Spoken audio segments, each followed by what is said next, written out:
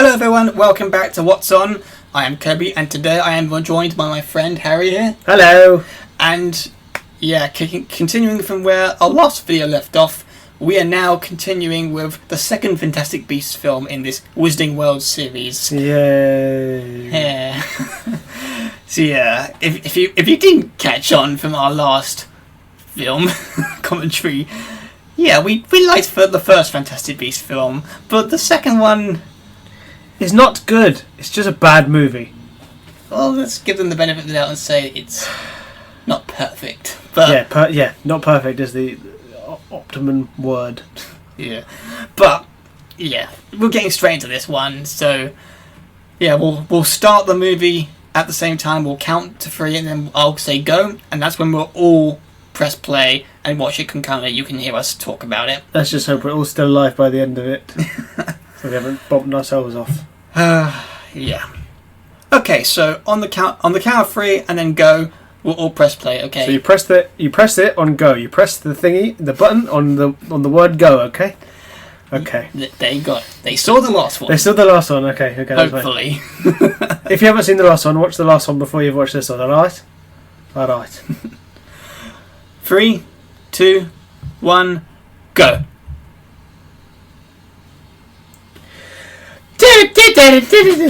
Sorry. I like that the Warner Brothers logos looks a bit different in this one. They're sort of like bronze-ish. Yes, the logos have always changed as the series went on. And this bit. This is new, which is nice. This is the first time they used the Wizarding World logo, right? In a movie, yeah. I do like how they have all the wands from all the main characters of the past films. Yeah, so on the left-hand side, it's like Voldemort, Ron, Harry, Hermione, and then it's Dumbledore, Newt, Tina, Queenie, and Grindelwald, I think. This music, again, continuing for the last one, the music is just off the bat selling us music, already. I think the music in this one is like one of the best bits about the movie. It's a shame this is meant to be like Lita's theme. Oh, right. I like it said American Miniature Magic and not Makusa, which is, well, it's kind of odd that they haven't just called it Makusa again, but American Ministry of Magic. I think you'll see later on, because there's 3 different ministries in this movie, that's probably why they've gone with it. Yeah. Well, that was necessary.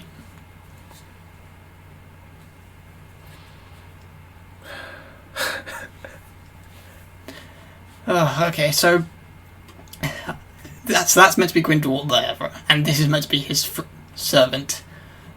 So Grindelwald's at the door, and that's the servant in the chair, right? Yeah, so I don't know, I'm just trying to think why... What's the point of that mask if it can still stick his tongue out? I only just noticed that mask, I didn't realise he had one on. Yeah, the guy on the right, when I first saw this, he reminded me a lot of Jeremy Irons. Oh, yeah. He's not, isn't he? Because he's not... Yeah, I think he's German, isn't he?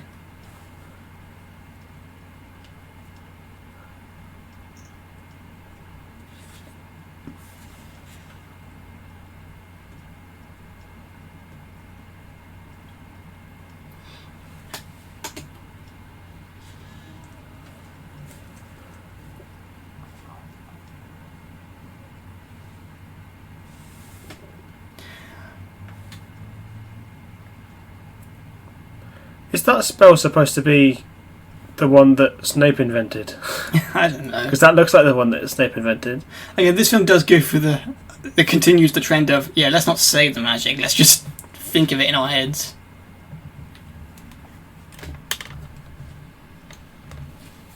I do like they've got the Thestrals here.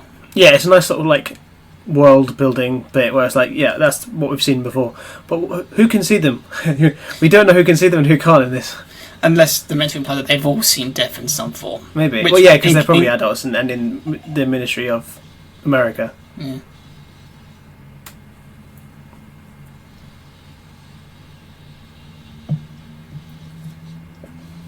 Yeah, there's nothing wrong with this opening scene. I do like it. There is a lot of things wrong with it, but although again, it does kind of begs the question: why do they need to do all this to transport him when we know they can apparate? Yeah, just use portkey. Yeah, it's a cool like bit, but it's completely futile. Like, and if this is Grindelwald, why does he have to get his friend back? Who isn't even the sort of, he's not even a good character. Well, here's the thing, though. The idea you could say that they're trying to set with this scene is that it's meant to imply that he's that devoted to his followers that it inspires them to be more devoted to him. And because what? Oh, there's the bloody pact. Yeah, the blood pack. Oh, the bloody pact. That's funny. I didn't even mean it to be a joke. But yeah, it's just. This is weird. Yeah. I mean, a big reveal, I guess, but it's like, really? Did you think we were going to be that shocked? But it does look weird. Like, it looks uncanny. Like, because in the Harry Potter movies, the second one specifically, it looked great when they did the changing scene, but now it's just CGI horribleness. Hmm. I think that's my problem with the last movie, is that there's too much CGI. Yeah. Oh, wow. I do like the brooms, because I think the brooms are my favourite bit of any Harry Potter movie. Yeah. Yeah, very, very, not brutal, but yeah, very. I'm trying to think of the words while saying it, but yeah, what spell was that? Just destroy one's wand. The new magic spell is great. Oh God! I don't like this little creature thing. I don't mind it. It's cute in its own way. Yeah, this entire action scene with this guy does feel a bit weird. Yeah, I didn't really understand what's happening. Yeah. Again, I'm finding it difficult to think of what to say with this because I'm enjoying this action scene. It's fun to watch, but in the context of the movie, it doesn't need to happen because again, we know how they can alternatively get around. And as we're about to see, from a character standpoint for Grindelwald, while it does sound cool and make sense for a character like him to be that loyal to people and concurrently, as we find out later with this little guy, the fact that they show him willingly killing one of his followers or supporters, as it were, it just paints him more of just a generic bad guy who hates because, yeah, he's evil. I just thought of a way that they could have done this in, like, without it making no sense.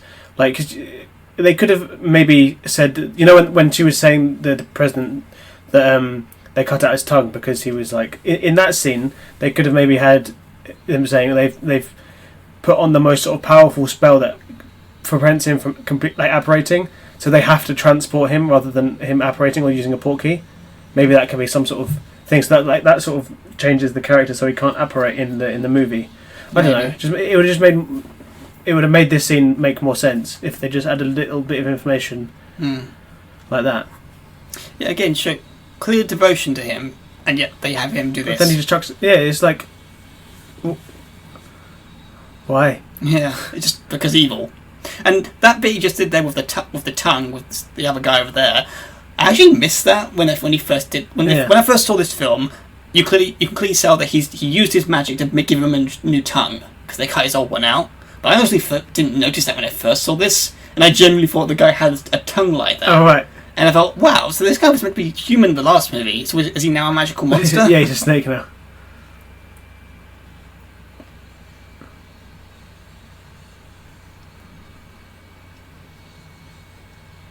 Yeah, again, this entire setup feels like it would have been worked better if it was a more serious, gritty, Dumbledore-esque Theseus Scamander story, as opposed to, as we're about to find out now, the whimsy and magic that is Fantastic Beasts. I did like that opening, though. The transition between scene and credit title is pretty cool, though. Again, yeah, there are some things in this movie that are good, but yeah, more praise for the music and the visuals rather than the story. Yay, the best place. Yeah. Great to see London again. I think in this bit here, that bit that they just went down, I think that's where James Bond walked in... Quantum of Solace, was it? No, I think it was Skyfall. Or Spectre. Yeah, good to see the Ministry. I like the Ministry. Yeah, the Ministry is like my favourite bit of Harry Potter. Yeah. I always love these little offices on the side. It must be so cool to have one of those. Yeah. And like in the books, they don't say it in the movies, but in the books there's windows, but because they're underground, they're windows that are just fake, and they can just choose what the weather is. Yeah, quite a little humorous and very innocent scene, considering the scene that we just happened beforehand. Yeah, it's a weird like tonal shift. Yeah. The sound design's pretty, because we're listening with this in headphones. The sound design, like, you realise, is pretty good. And maybe the thing you maybe didn't know, Matthew, Kobe, is maybe the thing you didn't know that in movies, most of the audio except for speaking is actually done after the shot. So like, oh god, that close up. Yeah, the close up is kind of obvious. But so like all the bits, anything that you can hear is added in after. Well, this isn't necessary. It's a vacuum cleaner, but it's magic. Wow. Why? Why was that scene needed? There's literally a spell that cleans. Yeah. There is literally a cleaning spell. Why do they need that? Oh, the owls. I like that the owls are in it because like that's the sort of callback to the Order of the Phoenix when they said that the owls they stopped using the owls because they just keep pooping everywhere. Okay, what was the point of those goblins cleaning the windows if they have a machine that does it? Exactly. Or house elves, maybe they were. Mm-hmm. Yeah.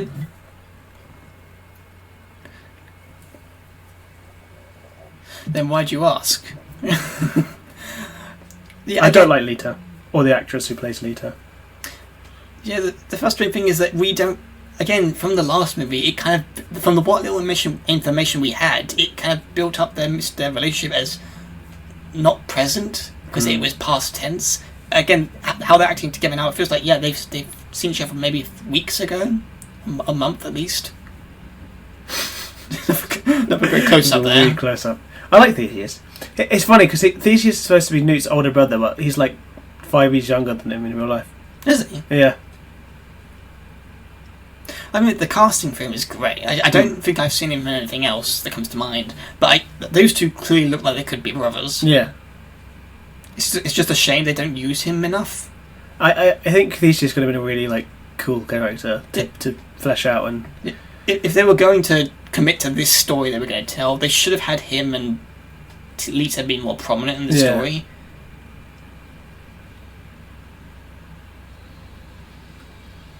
Oh, these guys, they're smugs. I get it. We're meant to not like them, but god damn it, I hate their smugs.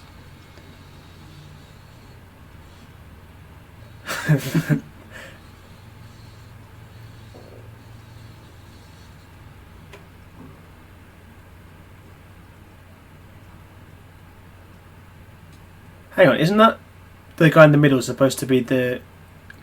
Yeah, he's meant to be the Minister of Magic. No, he's not. I don't think he's the minister. I think he's supposed to be the law.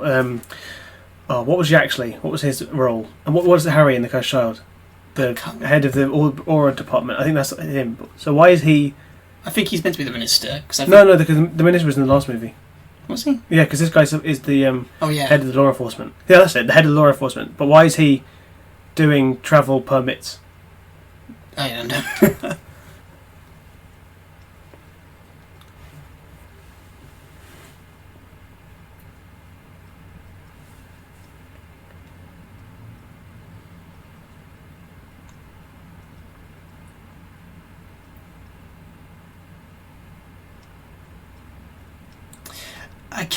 He's a zookeeper. Why are they recruiting him to the Aura division? Why are they telling him all this secret information, essentially? I mean, I'm sure we know he knows, but how do they know? I don't know. I'm trying to just figure this out, but again, he's just a zookeeper who collects magical creatures and explores them and how they work. Why task him to essentially be a spy? Because I hate this character. Again, who are you? Yeah, where did he come from? He's like Tommy Wiseau. Yeah. Hello, Newt. And he's just in this in 2 scenes. 3 scenes. Yeah, he's in this scene and another scene, but it's like, is he a villain? I think he's supposed to be a villain. He is a villain. You can tell the moment of his introduction. Maybe he's vampire.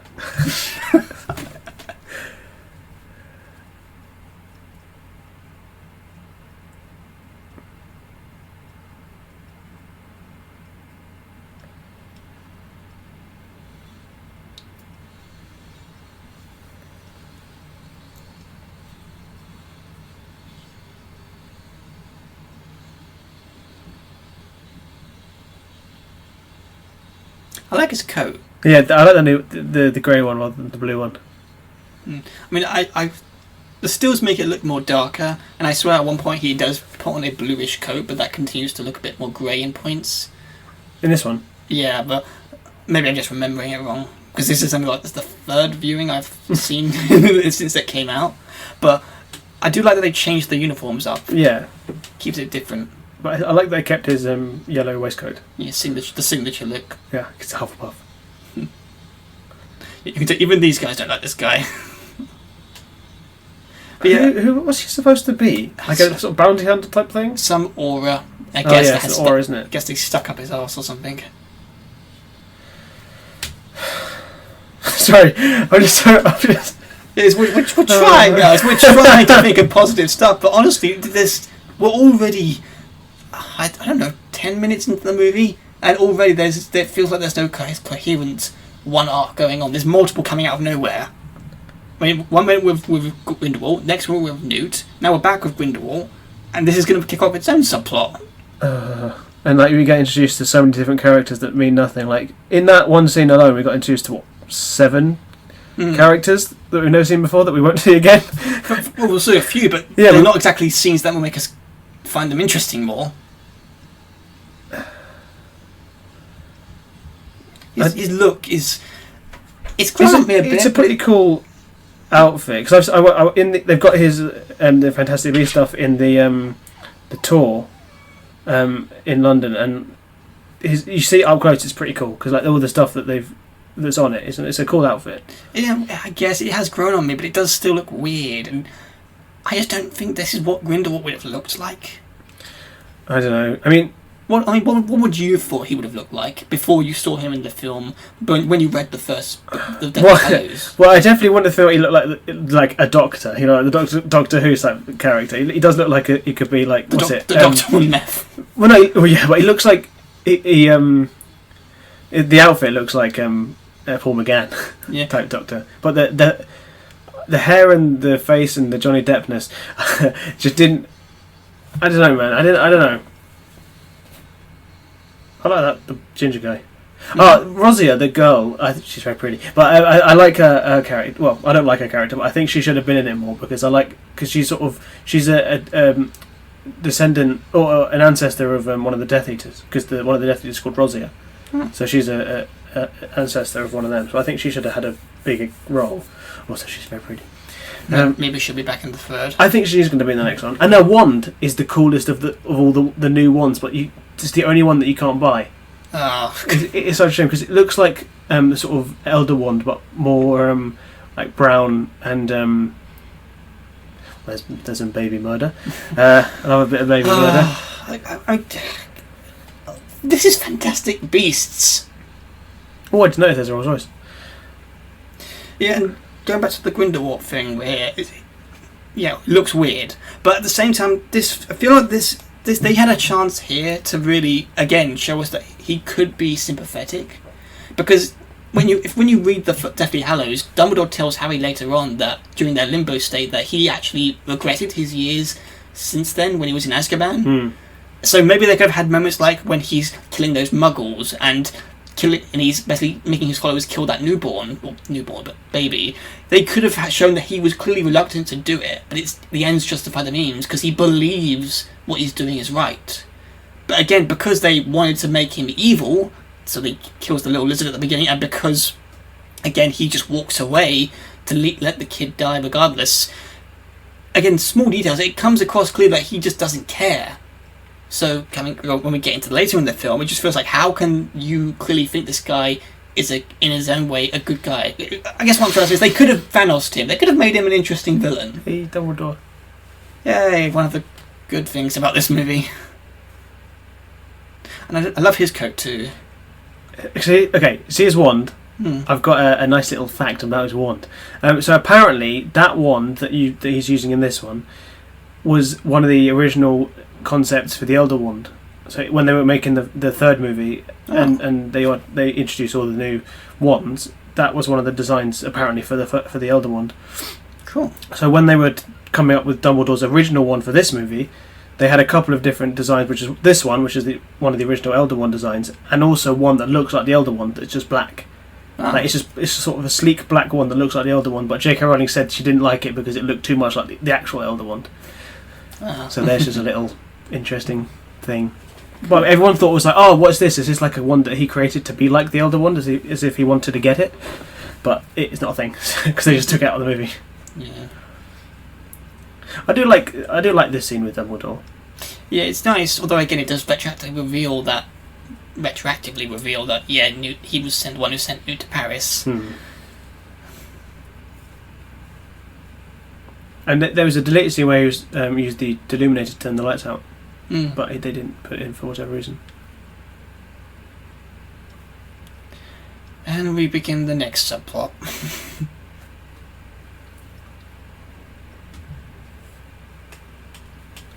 What do you think of Jude Law as Dumbledore? I think he's really good. Again, he's I think him and young Newt, they're the best new addition castings to this film. And I believe that this is young Michael Gambon / Dumbledore. Yeah, because he was going on Gambon's adaptation, because he puts a little bit of Irish sort of the way he says it is an Irish twang on the end of like some words, which is what Gambon did, because Harris was Irish. Bloody hell, that's a sentence. That was an actual trick that he learnt to do, like a magic trick. Really? Yeah. Yay.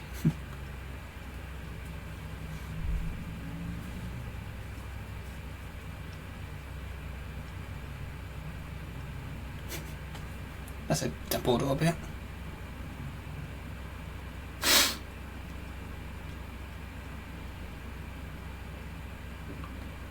How do you know where to aspirating to? I have no idea.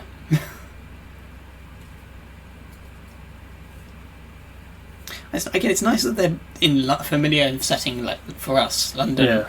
I mean, and for Harry Potter franchise. Oh yeah, it's just nice that I've walked across that bridge a few times. And like they were next to the Bank of England where we went recently.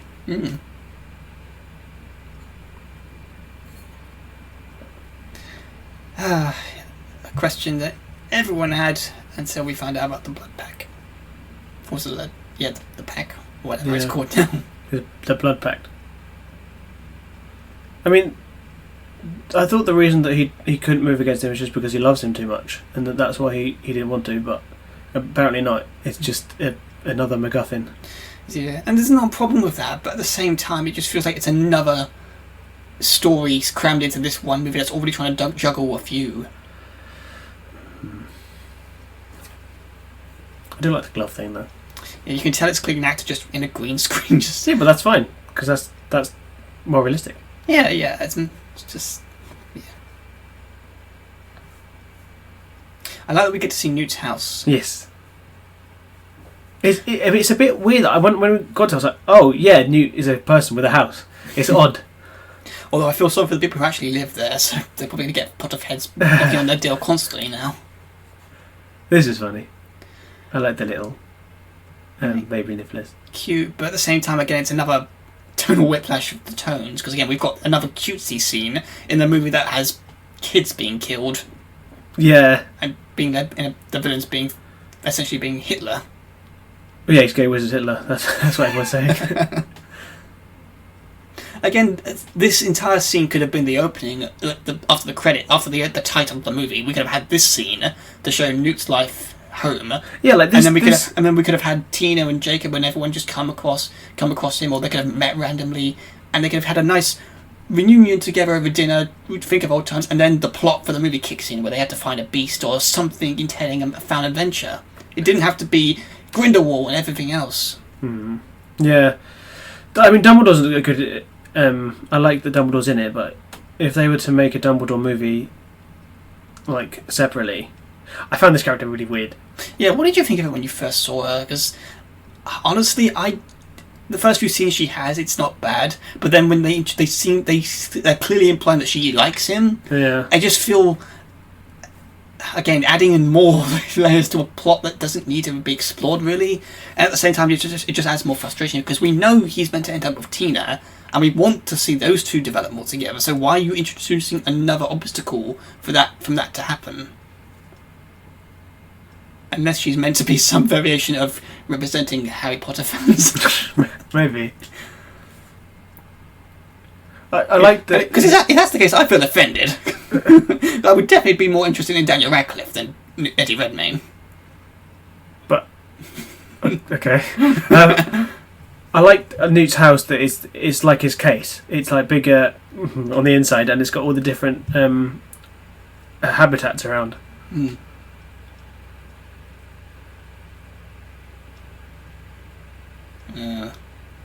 Although I do wonder that scene. I wonder if that's meant to be an intentional nod to the first film, because do you remember the shirtless Newt scene? They didn't. There wasn't one, but the deleted, yeah. Yeah. And he got in shape for it, but then they cut it out. Yeah, that's a shame. But I think didn't he have like scars all over his body? Yeah, it was meant to show that he knew he was a guy who knew what he was doing despite his first impressions, because he clearly wrestled with monsters like this here. So it makes sense that he would be very. That reaction. But yeah, it shows that this guy knows his business, and it's a shame they cut it because again he worked so hard for it.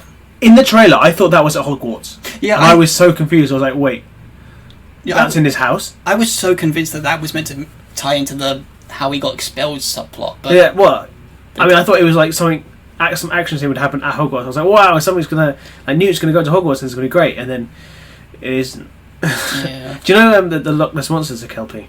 Yeah, it's meant to be the largest Kelpie in the world. Yeah, in the Loch Ness. And it just likes attention, so that's why it shows itself all the time. Yeah, please leave this movie. And then never be ever again. Do you reckon she's going to be the next one? I do hope not.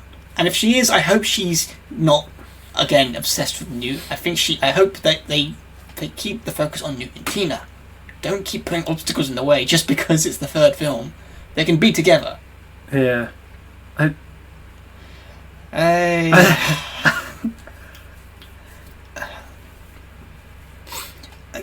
Again, god damn it, Jacob's emotional goodbye in the last film was so effective, and to suddenly have him come back like this.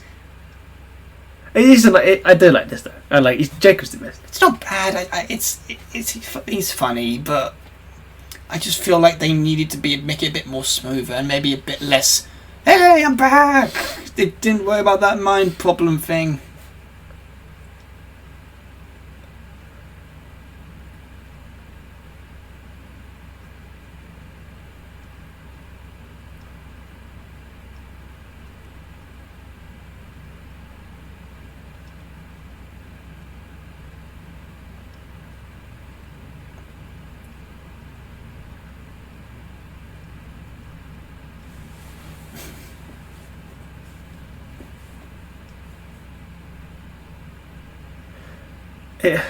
It is really weird and creepy, and just a bit odd that she just makes him. It's too quick. I mean, she was a kind, feisty, sort of ditzy woman in the first film, and you really cared and liked her character, and you wanted to see her and Jacob get together.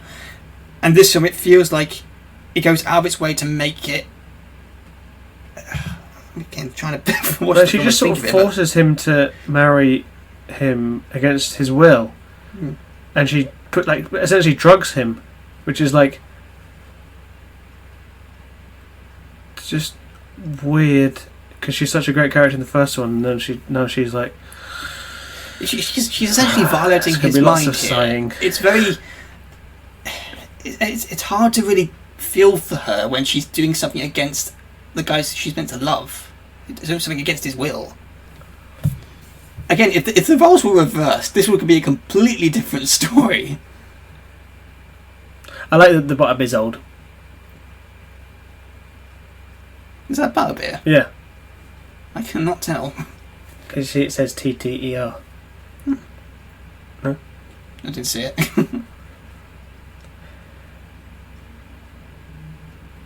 Yeah. Oh god. Again, just this story is interesting, and it could have been done so well. The problem is that it's suddenly now out of nowhere. not build up, but again, it just feels like this is something they should have saved for a later movie. And again, the fact that she essentially becomes very defensive, she becomes a... Again, I can't think of the words, it's annoying. All I can say is it's annoying, and it really ruins a character that we really liked, and it just pushes her down a path that could have been executed so much better.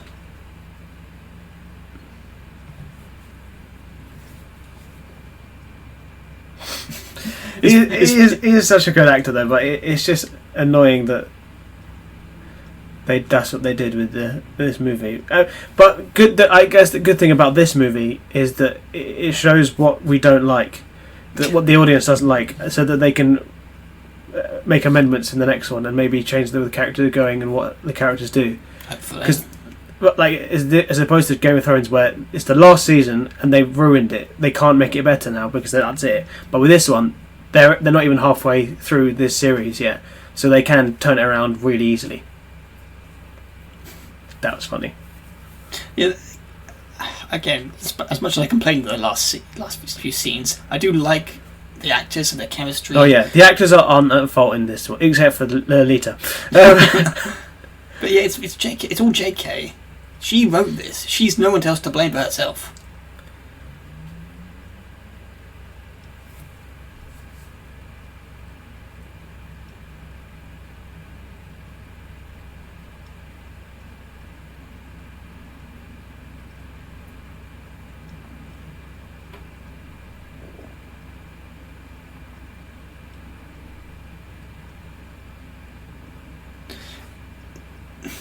Yeah. It's perfect conflict, but he's clearly justified in feeling how he feels because of her actions. So if they ceded her desire to marry him and his reluctance throughout this film, God damn it, yeah. Yeah, honestly, in my opinion, he's justified in saying this or thinking this. Yeah, he didn't even say it, and then she just gets angry and is yeah, because she can read minds. But still, he's justified regardless because of what you did to him right now.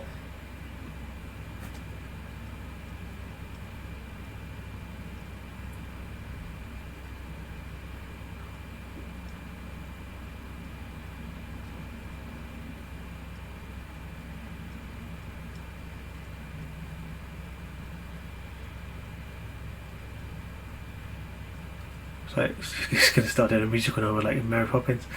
It does look like that, doesn't it? Yeah. Wow. Wouldn't it be great if Harry Potter, the Fantastic Beasts series was a musical? Oh no. There's a few things in the world I don't always like, and that's musicals. When it's constant. I'm happy Harry Potter was just a story. Fire Rush is very nice. This score specifically, or this track in the score is great. I like this bit. What is that supposed to be though? I don't know, some kind of bird, I guess. No, yeah, I know that, but it's like in like Fantastic Beasts book. What is it? I can't remember.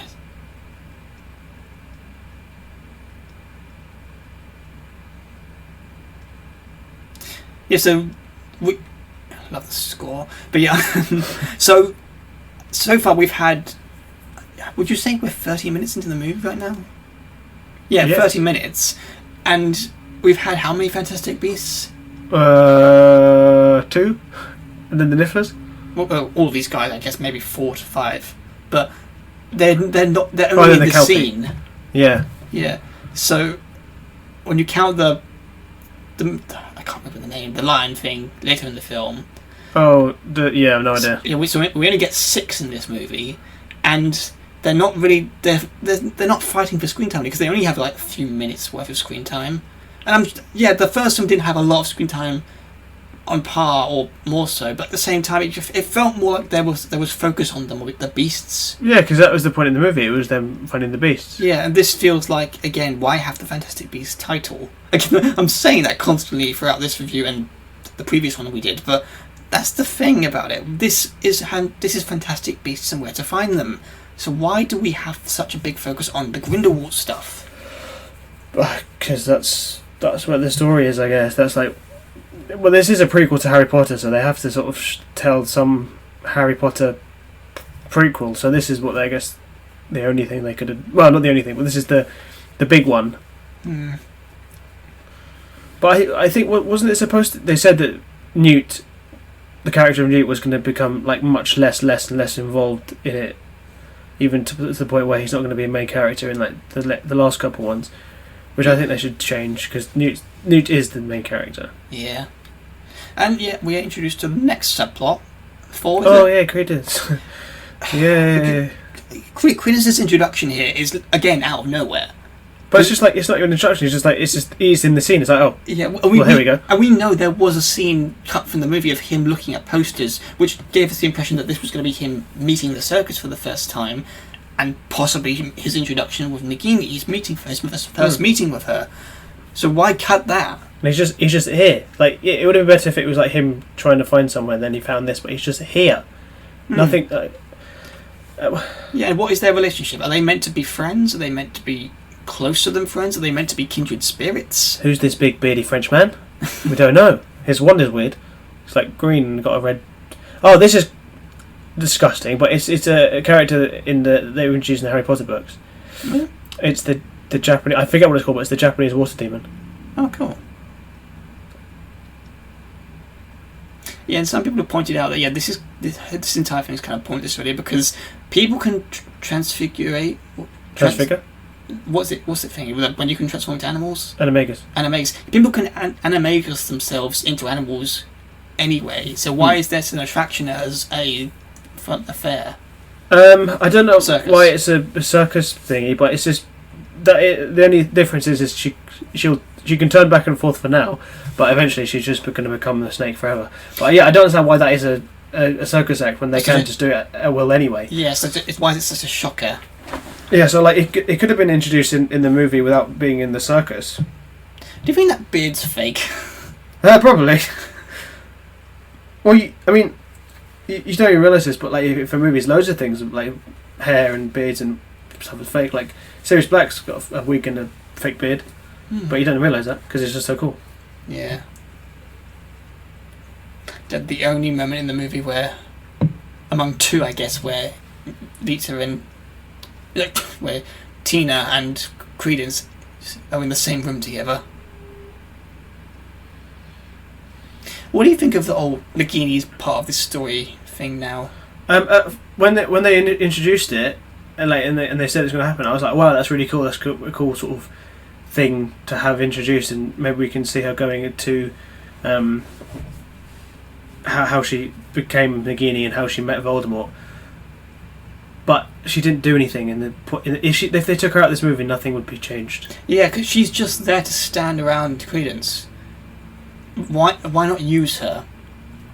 I mean, I think I saw this on a YouTube video discussing the failures of Fantastic Beasts and the Crimes of Grindelwald, and they gave a great pitch where it wouldn't have made more sense if Tina was the one accompanying Credence on his quest to find his mother. So, and because again we've established that they have a bit of a connection from the first film, so why not continue that for this film? And that gives reason for Newt and Jacob to come to France and find them, and concurrently find Credence. Instead, something I it's just noticed in this is that his cane that was holding turned into his wand. Really, it's just a cool thing. Yeah, it was cool. But again, another example here. Again, giving us an entire scene dedicated to just closing up this tent. Nice world building, but at the same time, we're wasting screen time for what we could be doing for, I don't know, Lita, Theseus, Nagini, all the other characters in this movie. But they had to have this.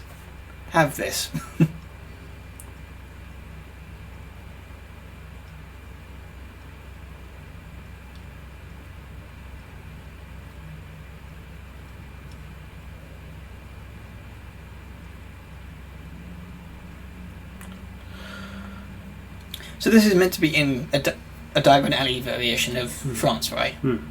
So does the rest of the movie take place in that area? No. Because with all the magic stuff that happens later on, does that mean that the Muggle world of France, has seen all that stuff going on? No, because most of the stuff that happens magically is like in the like cemetery at night. So not many people. Oh, I guess they would have seen it when it came out of the cemetery, but yeah, I guess. And the next subplot. He was in the last scene, but yeah. This guy's. This is like such a thing. I don't care about this guy. I don't care about this movie. It's such a shite movie. Okay. God damn it. It's just a struggle. Yeah. Again, I feel like this entire video is just going to be us riffing on variations of the same problem, because that is entirely what the problem with this movie is. There's too many subplots. There's trying to juggle too much that we don't care about. Yeah, and the characters that we do want to see more of, they're either given less screen time, or they're given arcs that don't really feel noteworthy. Or they're just plonked in this movie and then don't do anything. Like Nagini would have been such an interesting character to develop on and to find out more about, but you don't find out anything. Oh, Charles, they finally introduced vaping to the Wizarding world. And what is this? I get this as meant to be an illusion, but so it just conjures up a scene of Credence's face. Yeah. What is that meant to show? That that's what they're after. I guess that's true.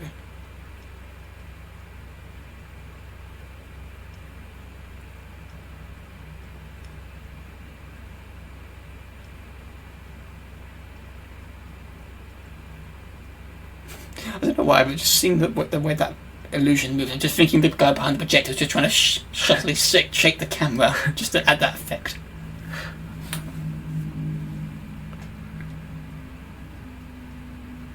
Who's that character? And why does it matter? Another character that we will not see live out this film. There's another sigh.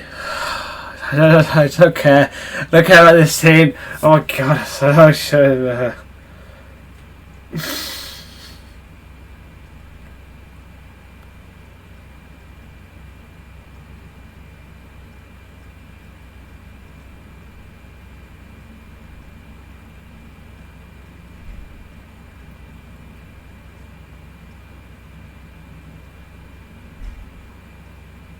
Oh, it's cruel. Fair enough. What geezer?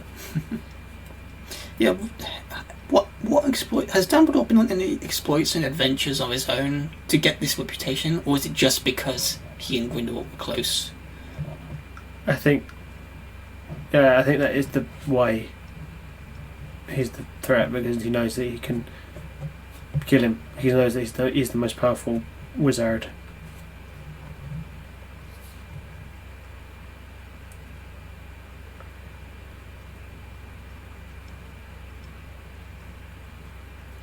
I get they're setting up his eventual death in the end of the film, but again, was he really needed? I don't know. I'm probably trying to find things to complain at this point, because I'm just enjoying. This is pretty much beat by beat how I feel about the final season of Game of Thrones. I'm more interested in the idea and potentials this could have had, as opposed to the one we got.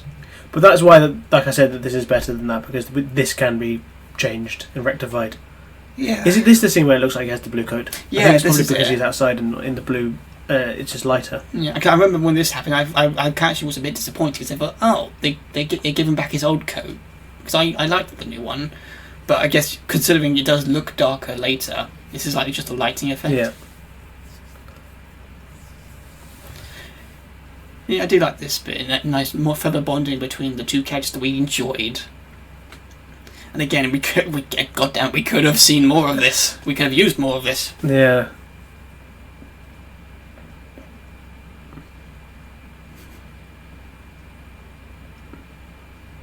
Yeah, like this movie isn't.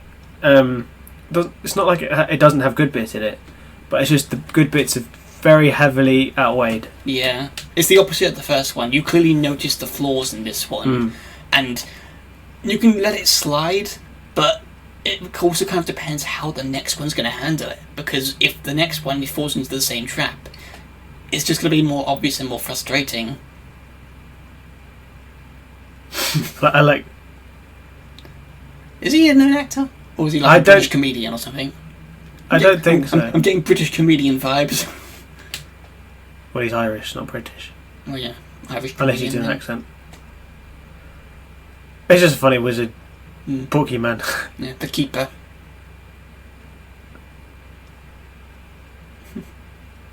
I like Jacob's coat too. Yeah. I think when they first released the sort of stills for this movie, I was like, oh yeah, Jacob's got a cool long coat as well. Like the Doctor's, actually. And like David Tennant's. I love his... He's such a good, like, comedic, like, actor where he can do, like, faces and sounds and stuff. He's just so good at that. Yeah, in the stills, I think it was literally just that, there, where you see those two walking and Jacob's got the bucket. Yeah, so you can see the cameraman on the side.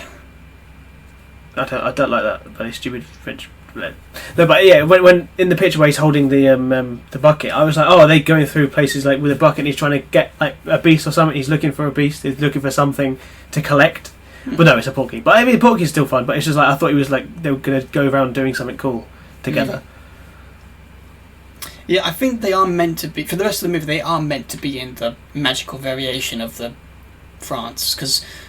With everything that happens for the rest of the movie, it'd be hard to cover that up, considering the first film set up that, yeah, it's a big deal to expose the magical side of the world to the Muggle world. But again, this seems cool. Clever use of magic, but... Yeah, I do like this bit. It's weird, though. Like, they've never, ever used any like, spell like this ever in Harry Potter. It's like... Why this hasn't been introduced? Like this isn't a thing. It is, and his interactions and how he's finding things out. It's in its own way. It's interesting because it shows his resourcefulness and his unique style of how he does things. But it also does kind of have that weird feeling of are you trying to be sort of funny, have him lick the floor, have him act like an animal. Very cliche that's very Doctor Who like, isn't it? Yeah. But it's just that spell that did all the thing isn't a spell in Harry Potter. Like if it was, they could have used it so many times to make everything so much easier. Like that spell specifically could have proved that Sirius Black didn't kill people, right? So it's like them just introducing spells for the sake of the plot.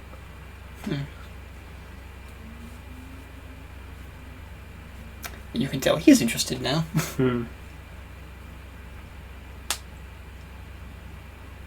Like maybe instead of this, they could have had, I don't know, some sort of power that Queenie had. Convenient how that feather stayed there after hours, likely of just staying. Yeah, and it's not in the wind or anything.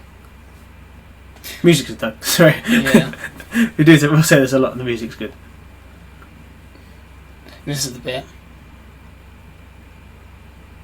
Yeah, that's the. In the first one, they got away with it, but nope. Yeah. So I was right. No, you're right for this one, but not for the second. Not for the first one though. Yeah. For the first one, that they that's funny. For the first one, he was echoing the all the bits, not the actual, not those bits. Fair enough. Yeah, now we're back with Queenie. Oh, this is the entrance to the French ministry. I do wonder how this one works though, because again, couldn't any Muggle just stand on it? Oh no, because she walked through like a sort of barrier sort of thing, and then she did a spell. So I think only like it's like in in the American ministry, you had to go in to the same building Muggles can, but it's as a wizard. So okay. I think that's the sort of thing. Oh god, this is awkward.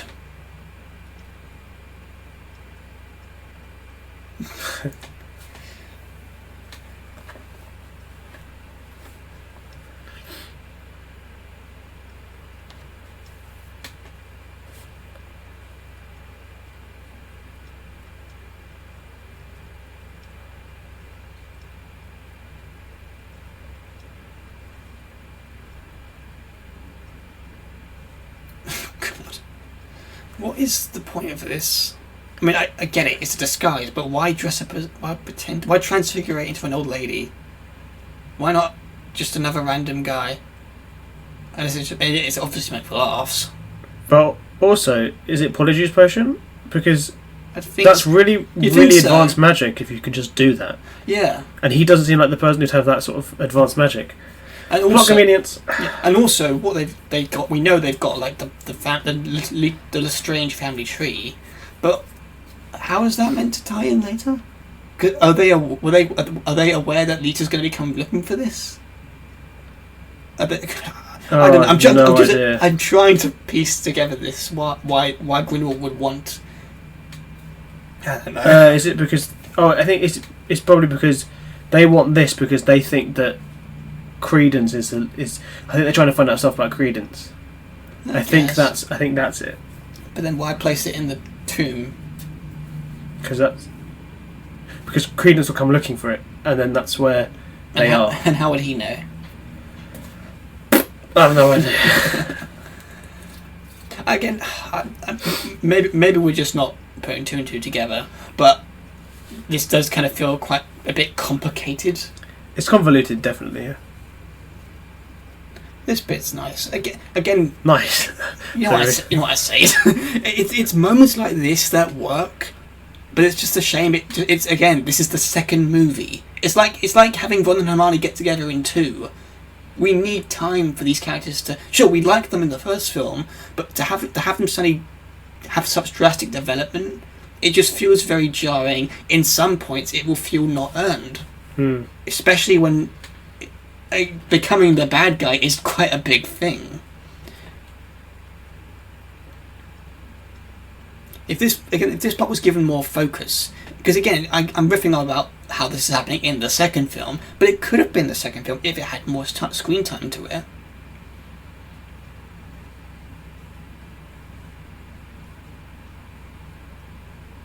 And it is poetic in some form of, out of everyone who's either abandoned her in her own way, or unwilling to help her, this one random stranger reaches out for help, and it happens to be the fascist people.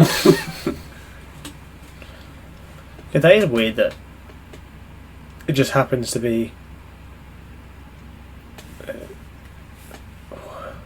him again. What?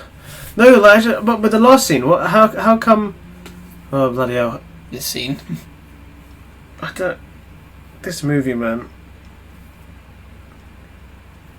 What's on your mind? No, it's just the last scene. How did Queenie end up being with the villains? Like, how did those two things cross over? Like, because that woman offers her a hand, thinking she's a woman in distress, and she invites her back for tea. It's such convenience. Like, again, this movie is a lot of plot convenience. Yeah, but it is a clever way of showing how people like that can manipulate you when you're vulnerable. It's just a shame we don't see enough of it. And this bit, again, it's like, this is the only other scene this guy will be in. Who? The guy who's tailing them. Oh yeah, the German bloke. I feel sorry for this actress too, because she was heavily promoted in the movie, not trailer-wise, but you see her in the posters, in the banners, and yet she only amounts to 2-3 minutes of screen time. Yeah, and then she dies. And dies.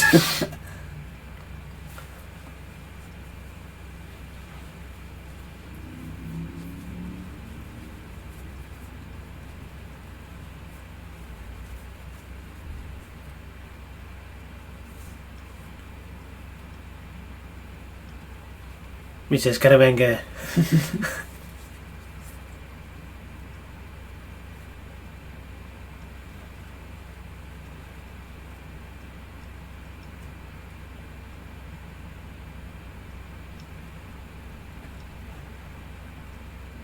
This is nice.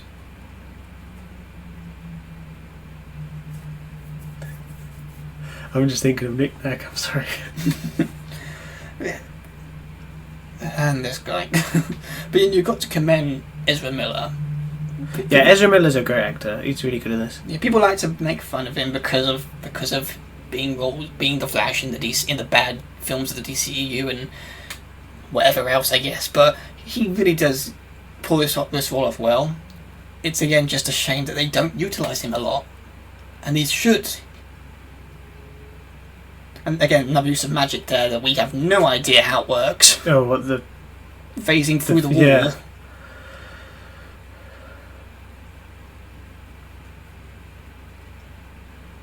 But it's creepy. It's a cool thing, but it's like... What?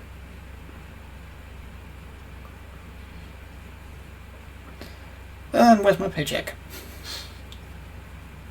Although I do love this scene, this visual representation of how his powers have grown, and it would be nice to see him master this stuff, but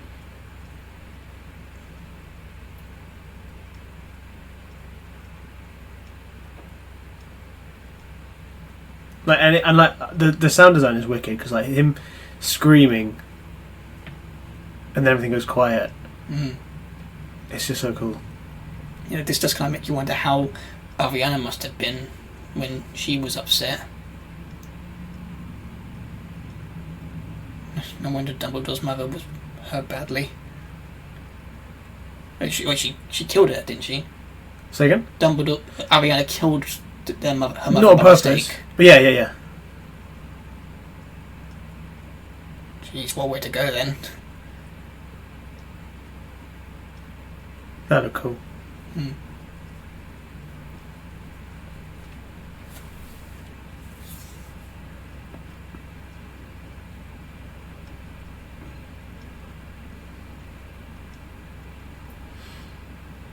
I do like his haircut in this one too. Yeah, it's better than the bold one here, the last one. Yeah, the one that was so good. Apparently, it inspired the actress who plays Tina to steal it for Alien Covenant. Is this the last scene he's in? Yeah. Yes. And how ironic that the line coming from Grindelwald here apparently means he'll be remembered for his great deeds, which amount to, again, a few minutes of screen time.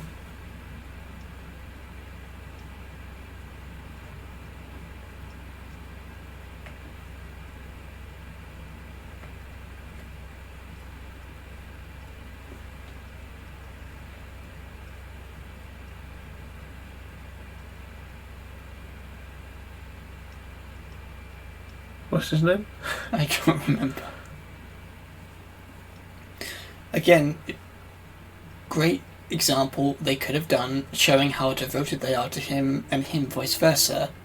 But again, his small acts of killing, even in the first film and later on in the film, it just does kind of undercut that, yeah, he's just the bad guy, not just a sympathetic Or they bad could guy. have had, instead of having so many different sort of minions of Grindelwald, have maybe one big one that sort of stands out, and he be the one, or him or her be the one that goes through and does all the stuff that he just did, but also all the other stuff. So like, rather than being so convoluted and so many different things, it's just the one sort of servant who's, I guess, doing the dirty work for so Grindelwald they instead. Should, they like, just made them, maybe Rosia, maybe it made her the sort of big sort of follower. That she do sort of the other stuff. Everyone else is just sort of goons. So what they could have done is that the first film, Graves could have been either a rogue wizard or just a disciple of Grindelwald, and then each film could have subsequently focused on a disciple of Grindelwald, leading up to and building up his reputation and his influence. Sort of, army. Yeah,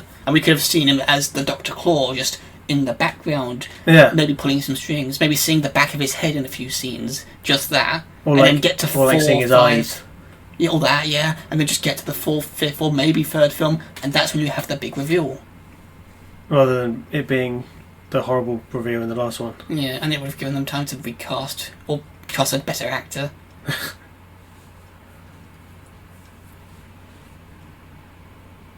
I'm the Fantastic Beast too, I gotta get out of here.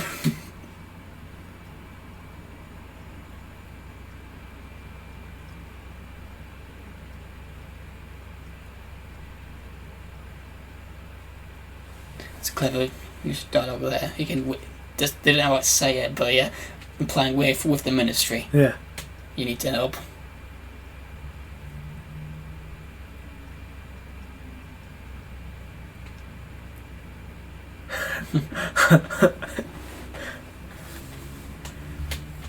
I said this in the last one, but I think there's too many cars, like for the time period. I might be wrong, but I still think there's too many cars. Again, it's like 1927. Yeah, Or was it 90? 27. I remember going under the, not that exact bridge, but I remember going on the river of that. In France. Yeah, years ago when I went on a school trip and I went past on this boat ride that went past Notre Dame. Nice. Going down now. Although I do wonder if they have sewers this big. I mean, well, clearly they do, because there it is. I don't know, I always think that about movies. You know, when people say, like, oh, it's so unrealistic, this wouldn't happen. I'm like, yeah, but it did happen. You just saw it happen in the movie, so what? Stop complaining.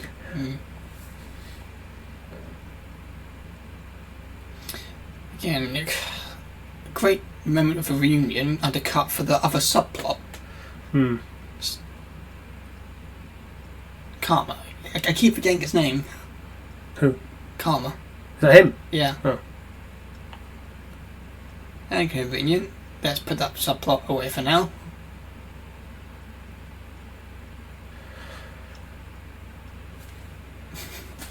So, why?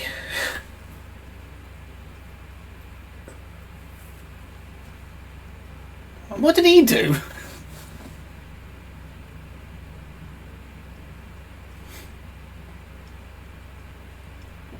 Yeah, so I do have to double take that back from the Let's Talk. He doesn't use the laugh too much.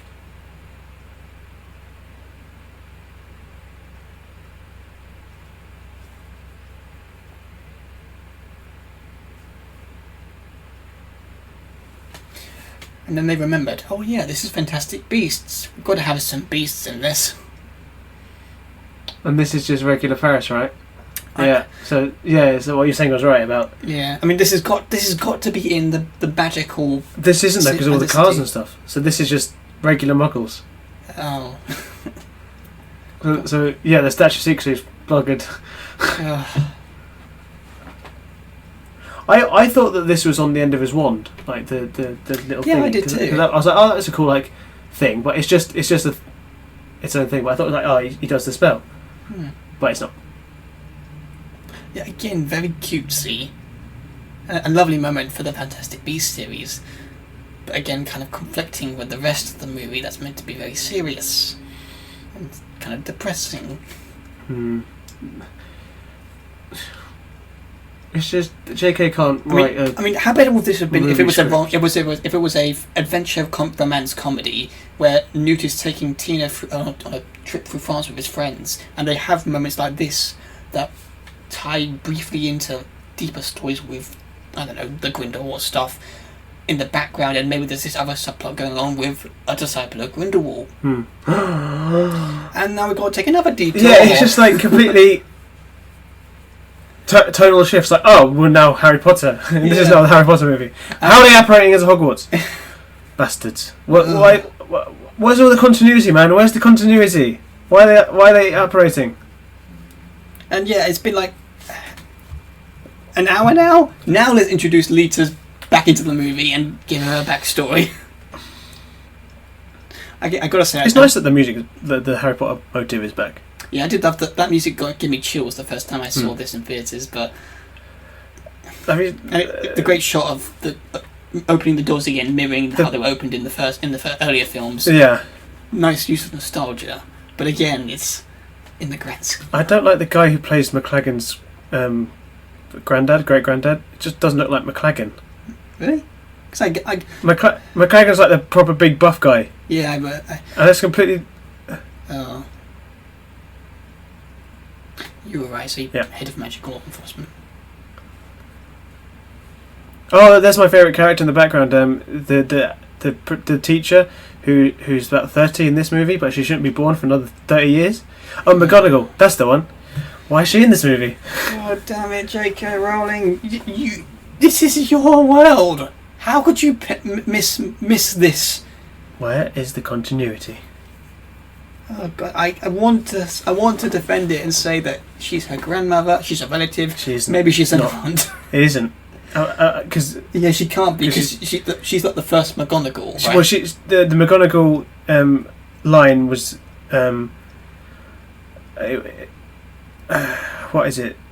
McGonagall, I think, is a Muggle. So everyone else. So she was the first McGonagall wizard or witch. I forget how it works, but it can't be a relative.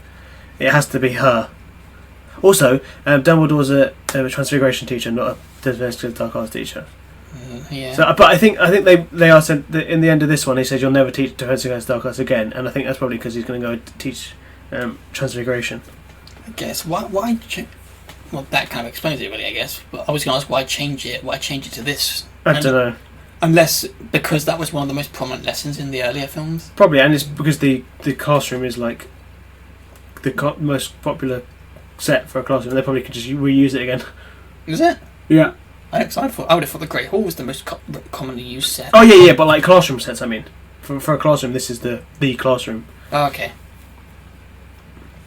Yeah, I remember going in this room in the Forbidden Journey. In Orlando's.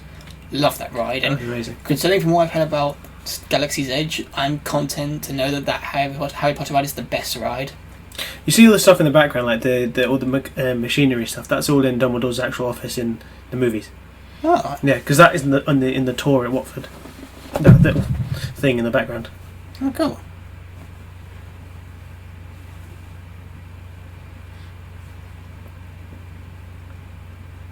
And here you go, audience. The closest thing you'll get to a revelation that Dumbledore is gay. I mean, I don't understand why they didn't just do it in this one. Make him like openly gay in this one. They might do in the next one. Yeah, I mean that's it. That's all they get. And what's this? What's this magic thing? Illusion. What? That's not a thing. They don't have this in Harry Potter. You know, I get the feeling that there was meant to be more to that. Yeah, that felt out of place. That specific line. Yeah, I felt like they cut a bit.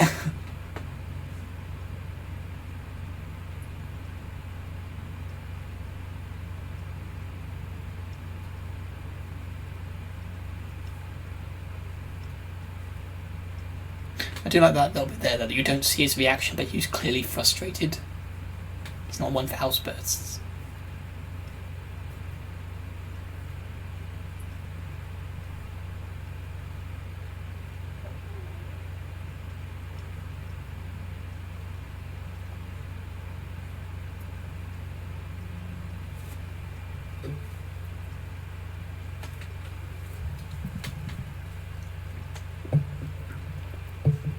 There it is.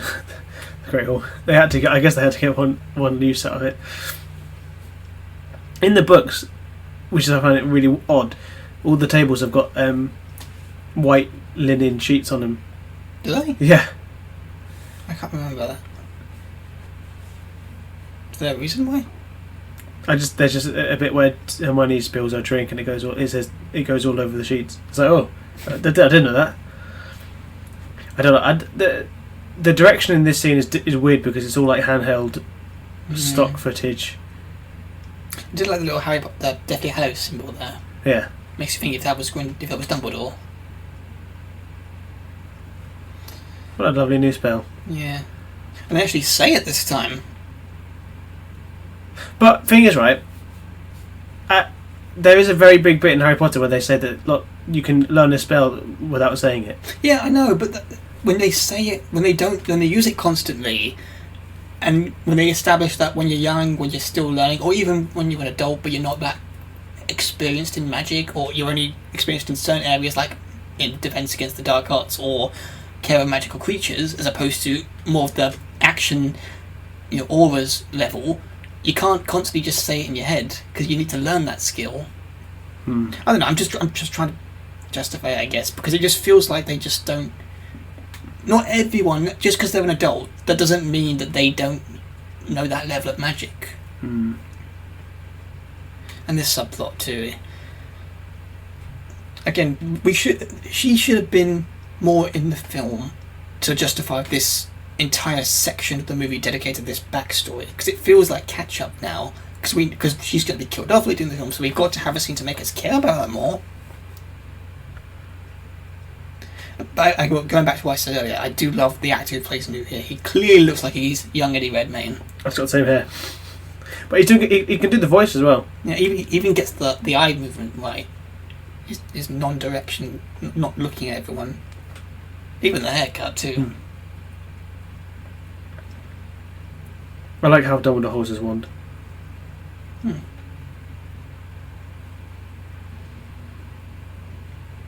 I do like the uniforms as well. It's not too deviant from the ones that we know from the later Potter films, but it's clearly different. But it looks more modern though, which I find odd. Because like there's like if you notice on the cuffs of the robes, there's like stripes. So it's like it looks like oddly more modern. But I do like that it's different.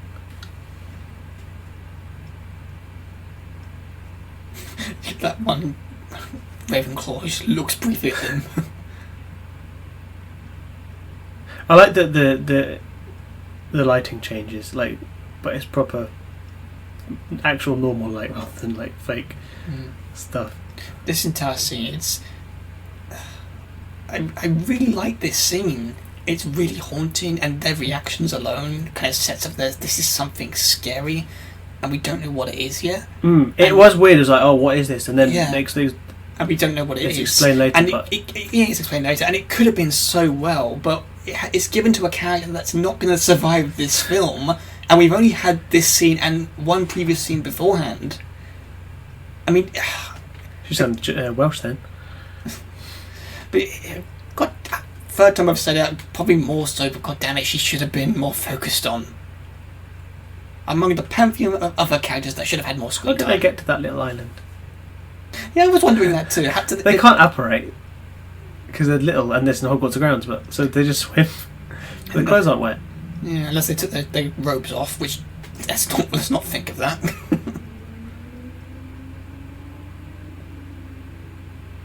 Let's look into the camera. That's not a bit nerving at all.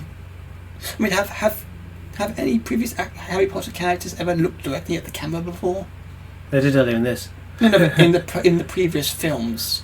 I'm sure there has been some scenes, like some. I don't know, because I feel like bits. These ones do. It does seem more noticeable in this film. Yeah, well, it's noticeable a lot. Yeah, definitely, but because there's the weird close-ups.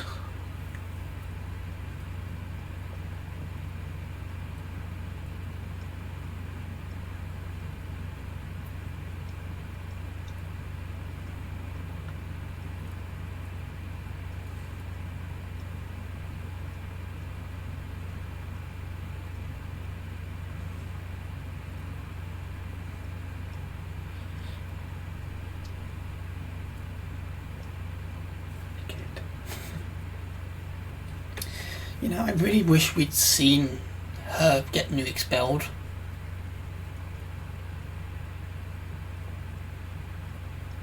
That's a weird thing for her to say, though. Did you hear that?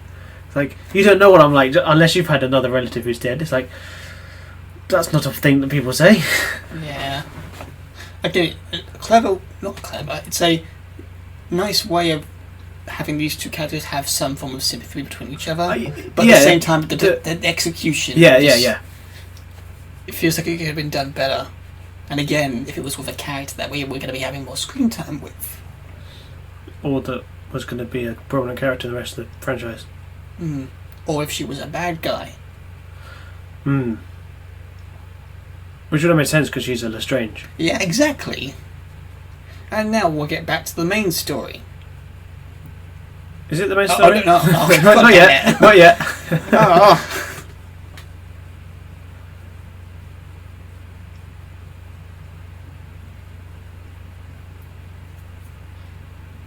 I think, like, we keep saying this a lot, but if this movie was just condensed to, or not this movie, but the franchise was condensed to the characters from the first movie throughout, so like the main four, just doing different adventures and stuff, that would be such a more direct movie, or a direct franchise, rather than all this complicated, colluded, random stuff with a bunch of characters that we don't care about and we'll never hear again. I'm just trying not to focus on that teapot. Does it look fake to you? Yes.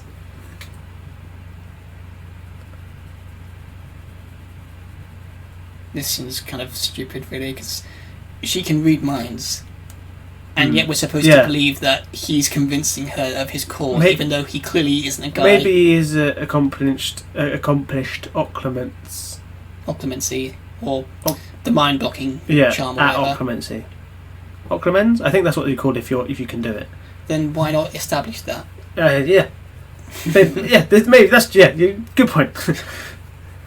I mean, again, tying in with the sympathetic Grindelwald aspect they could have explored, if he truly did believe in his cause, Queenie would have reason to believe in him and his cause and everything he stands for, as opposed to here when we know he's killed people because, and he doesn't hold sympathy for that.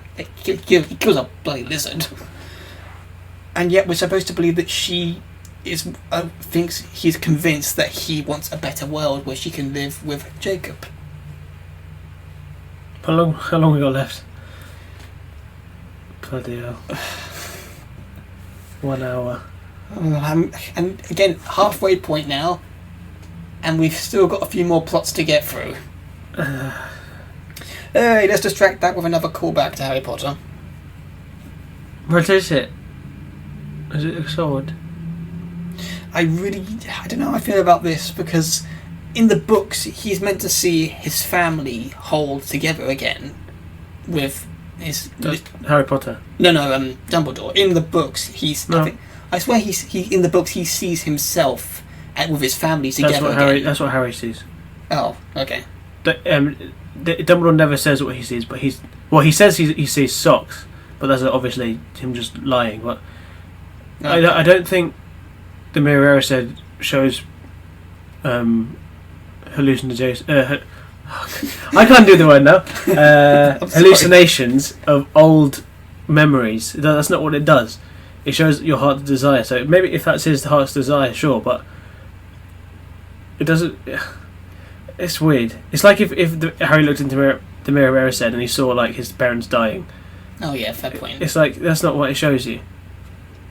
I guess I'll admit to that. It's just again, the, continuity is like off. Where's this set? In his case. Yeah, no. Which part of the case is this meant to be an expansion? Oh, because he's got mountains in the background. Well, I do love this. Again, another great scene on its own that works because it's exploring the Fantastic Beasts concept. You know, the concept we want to see.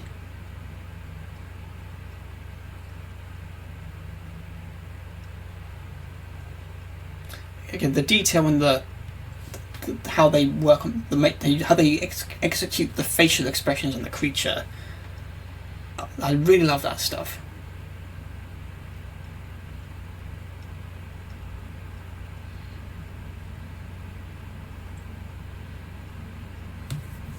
Is that the only time he goes in this case? In this movie? Sorry? Is that the only time he goes in this case in this movie? No, there's a few times off, but we don't really see it. I mean, I think I can't remember. Yeah, I think this is literally the only time he goes in this case. Well, this seems necessary. Oh, it's the eye thing. Disgusting. It's like that reminds me when Ron, when they're going to the ministry, it's like it's bloody disgusting. Oh.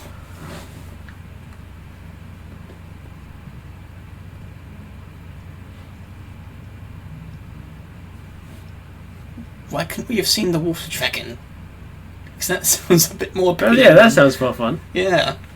Newt Scamander fights a water dragon instead of this thing.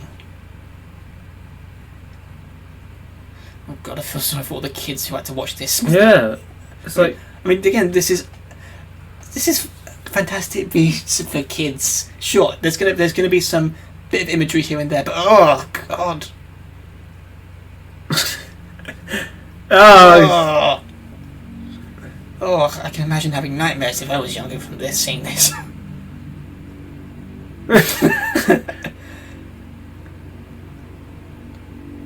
And what does he do with that thing later? he shoved it in his eye. No, Oh. no, I don't know. I was just thinking. I was like, is it just going to go put it in the sink or something? Yeah. What if it infects oh, damn it, his name's escaping me now. Philosopher's Stone guy. Nicholas Flamel. That's it. Poor Nicholas.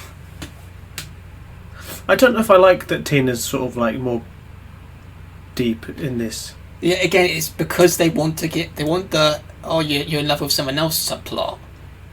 Cause like she's wearing like black leather and she's sort of the more look, you mean? driven. No, but like she's all driven and she's sort of deep, like dark, and she just seems a bit more. I guess the idea you're meant to get from it is that she's feeling more closed off and she's trying to be.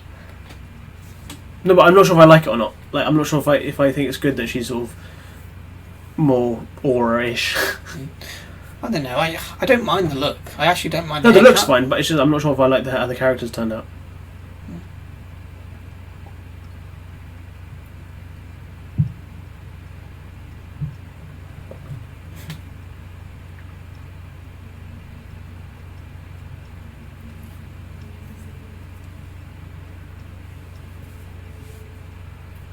Yeah, how this is Muggle world, right? I So think how are they explaining this? I think because you can see that only wizards can see it. I think that's how it works. Because no one else is looking at it except for the wizards. I don't mind that. I just like the little continuity scene there. That you see the girl there who comes in later on. Yeah, well, that because she's magical, so she can see it. So they show. I think it's like a cool. I think he's the only person who can see it because he's like maybe a wizard. I guess. Or squid. I don't know. Yeah, I guess you're right. I'll give you that one as well. Thanks. What does this one mean though? That is the. Oh, is that meant to indicate where it is? Lestrange crest. Yeah, because they're going to the Lestrange tomb. Okay. So I think that's why. That's how. Okay, you know how Grindelwald took the Lestrange family stuff. They go into the Lestrange family tomb. That's why they're doing that. That's probably how they got Credence to go there, like because of that thing. That's probably why he's done that. So they would make him think that's his. Yeah. Right? Yeah. I think that's my justification. Yeah, because if they want to kind of manipulate him and make him believe he's a Dumbledore, then why tell him he's a Lestrange? Oh no. I forgot about that. And here he is, even though he wanted him to come to him.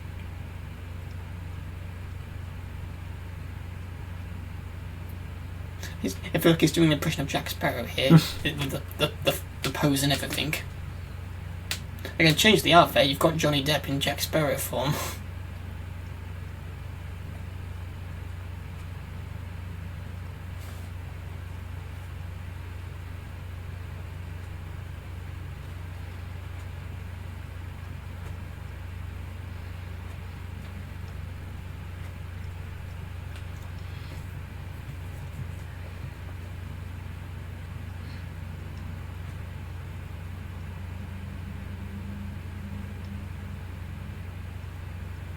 I wonder if that's meant to be a variation of the Marauders map.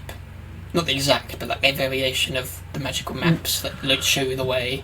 Probably. Oh no, or maybe just a normal map. I think it's a magical map. I don't think it's like a Marauders style map. Like, what other maps are there in Harry Potter? I don't know.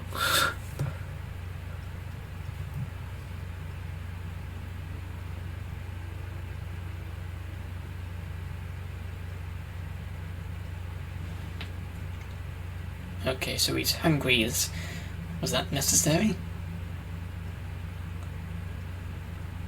Yeah, that was a bit of an odd thing. Just like show a picture, so it goes cut to his belly. Okay. And then pan over to the ghost in the corner. I don't think I like that Nicholas Flamel was just like old. I don't mind it. Like, I thought he should have just looked a bit like so. Like, you know how Dumbledore looks in the first movie. I thought he would look more sort of similar to that. So he's old, like as in like an old person, but like he's not like completely frail. I guess he could have looked more wizard. Yeah, because like the Philosopher's Stone makes you immortal, gives you strength. So, but he doesn't have strength. So. It's fun. Yeah, it's funny, but do you think it was intentional to be funny, or was it just like the actor just happened to do it? And what is this? Crystal ball.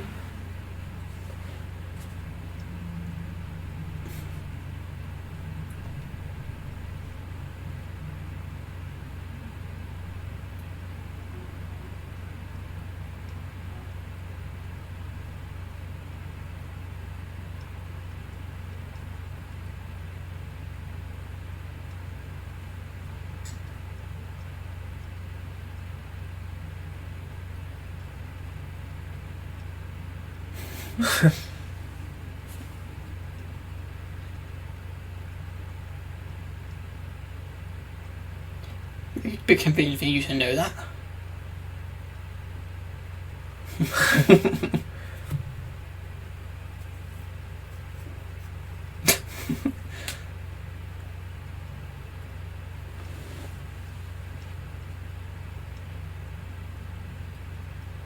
Coming up on Fantastic Beasts.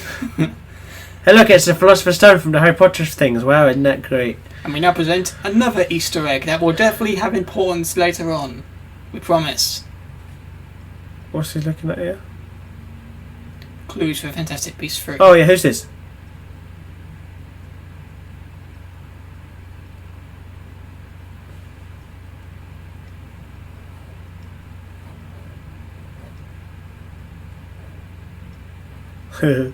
Sorry. That's what she said. Who was that lady though? Who's that? Ilvermorny Hicks. Who's that? A character that will be seen in Fantastic Beasts 3. Great.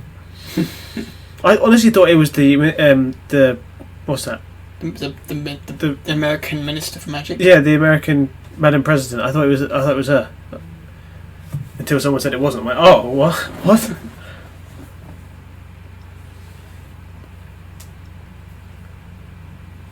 And they're back.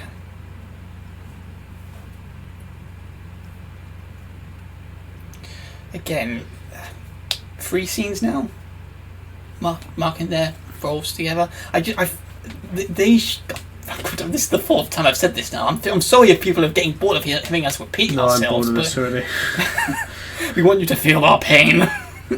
But god damn it, what? We're not caring that invested.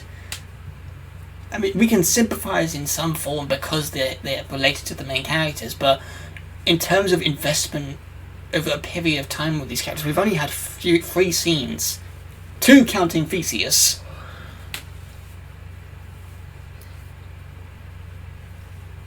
Well, that Polyjuice Potion was useful for a time.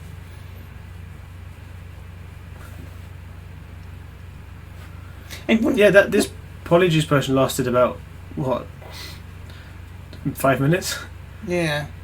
Unless that's another magical ability. If you're very mature, you can somehow control how long it lasts for.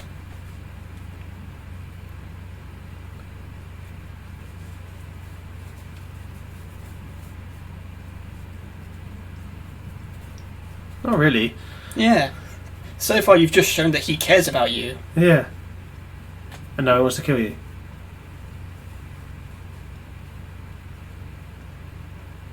What temper? There's pretty much been no conflict between these two outside of maybe a bit of frustration.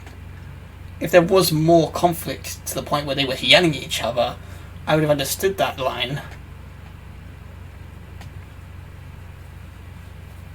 Oh, this is the worst scene. Oh no, we're not at this scene yet. Okay, that's fine.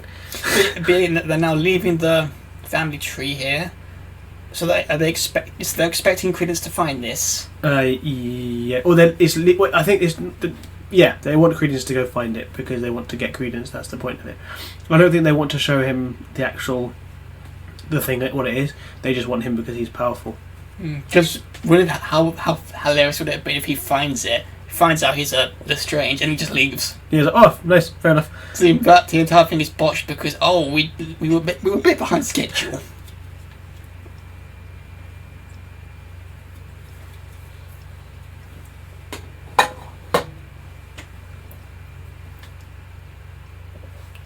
Is this the French dude? Yeah, Mr. Tentacles. Yeah.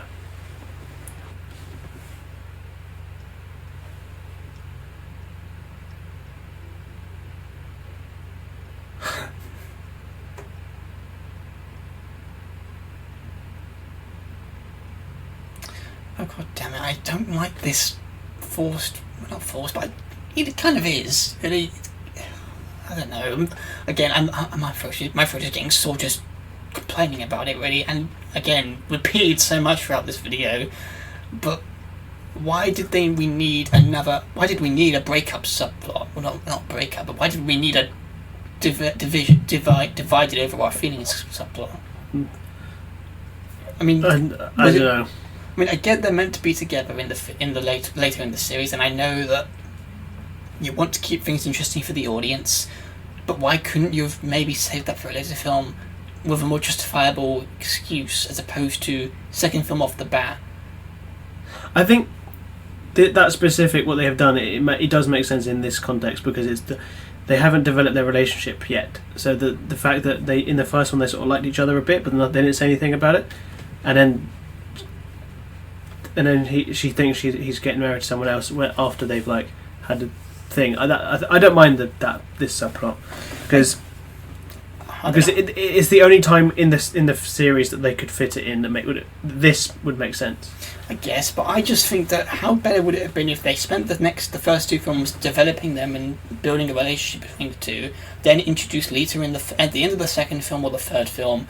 She's a bad guy, she's trying to manipulate Newt, and maybe that manipulation includes basically dividing him and Tina. Maybe. So it feels more genuine, it feels more bitter. We've had more time with those two as characters and as a couple. And then it would make more an impact when they get back together. Yeah.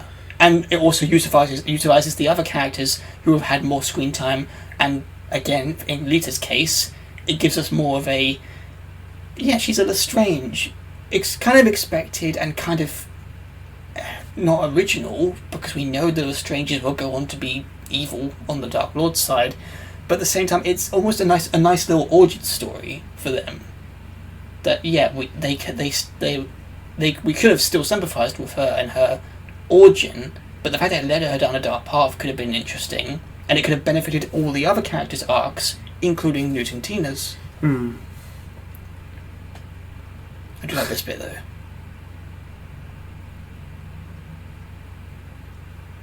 Yeah, I wish I wasn't talking about this bit, sorry, because I genuinely did like this moment between the two. That was a good moment, but this bit I don't like. Yeah.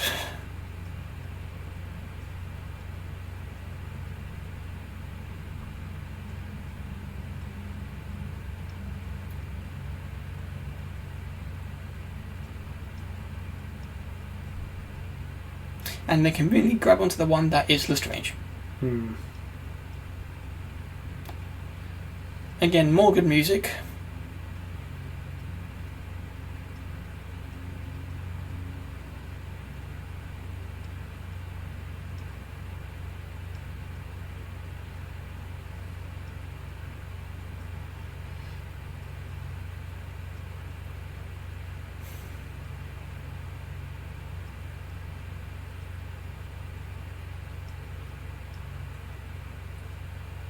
This was the first still they released of the film, wasn't it? Yeah, it was them I thought they were behind a cupboard. I thought they were behind the door when they first saw it. I know you. Circumrota? That's not a spell. That's just Latin. You can see Tina looked at her and then looked back. I wonder if that was an accident on the actress's part.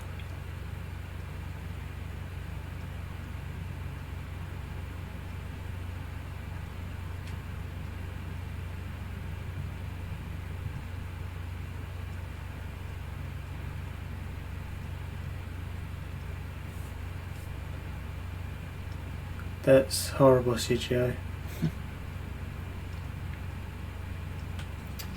I do like the use of. You've got two auras here. Why can't you just pull some strings?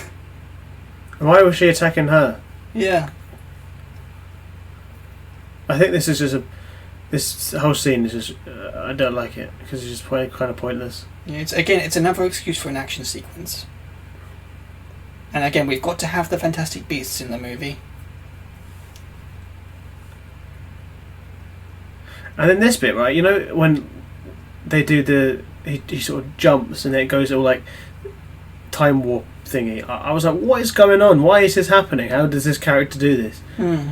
Well, how does this beast do that thing? That was cool though. I like that bit. It's a cool action scene, and on its own, it's good. But The context isn't right. Yeah. No, but the Ascendio bit, because it's like that's a spell that they use in Harry Potter. It's nice. And the music too.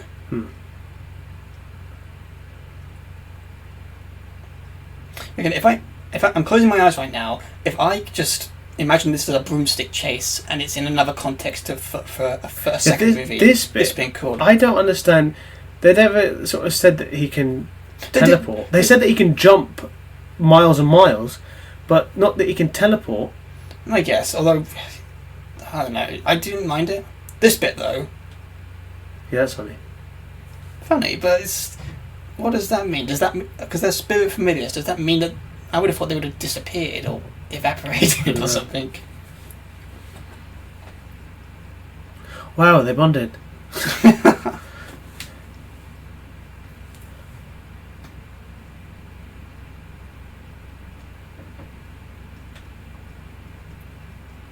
You know, that reminds me of something, but I don't remember. Oh, I think it's the Cheshire Cat from the Alice in Wonderland movie. And that's the last we'll see of that magnificent beast. Oh, it's great that they just managed to teleport there. Wow, how was that convenient for the plot? Yeah, they all finally converge. Was it worth it? I think I'm going to go on my phone for a bit. This is the worst scene in any Harry Potter movie. Yeah, I've got my phone up here for my notes, but I just... Oh, God.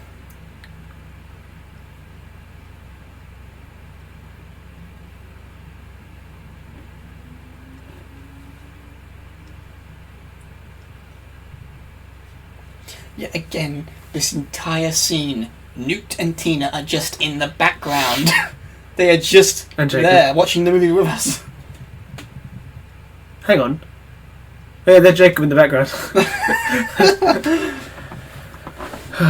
God damn it. His head is popped in the corner. You'd forget he was there if you hadn't seen this before. I mean, if we had followed... I'm not going to say it again, because I feel like I'm going to get people frustrated, but... Sorry. Yeah, she needed to be in the movie more.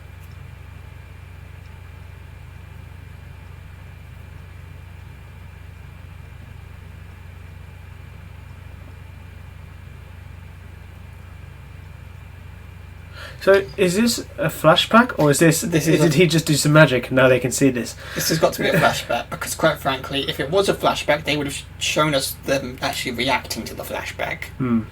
This is more just for visual entertainment. Yeah. Which isn't bad, but again, this entire subplot, it feels unnecessary, because the character, what does he do after this? He helps in the battle, sure, but does really, he? Yeah, he helps fight the blue fire dragons, but aside from that, really, what else does he contribute to this story? Knick-knack again. Yeah.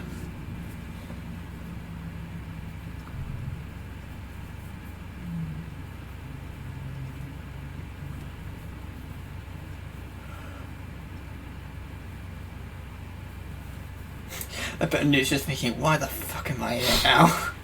What's this guy talking about? Like, I just want to get on my girl, I kind of like.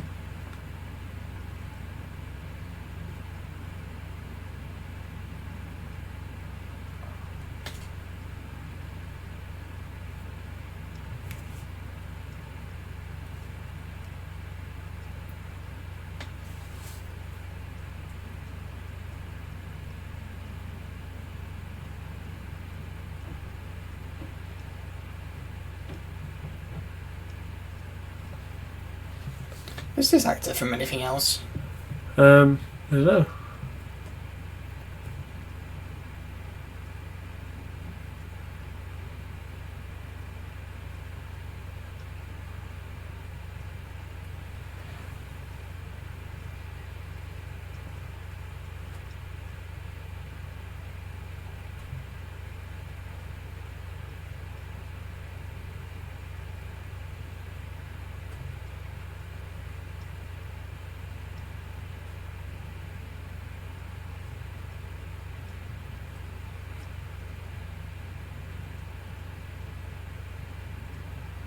Half elf. Ugh. Oh god. Ugh. Oh. I didn't need that image, thank you.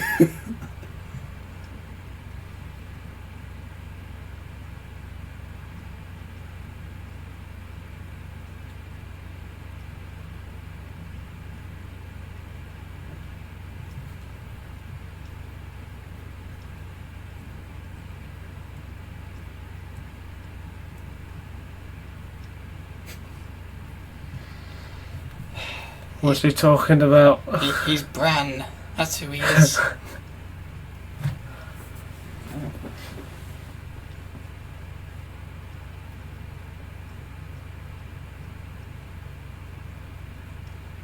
I want to say dun dun dun, but honestly I've got no energy for it. I've got no energy for this subplot. And again, now this is relevant. Let's give her backstory. And again, just to remind you, the main characters of this series are just standing in the fucking background.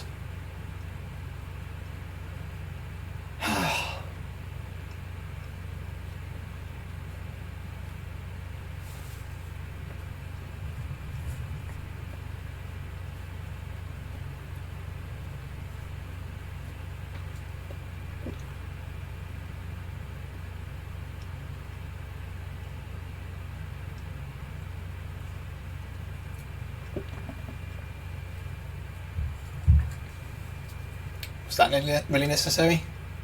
The excuse for the flowers? I don't know.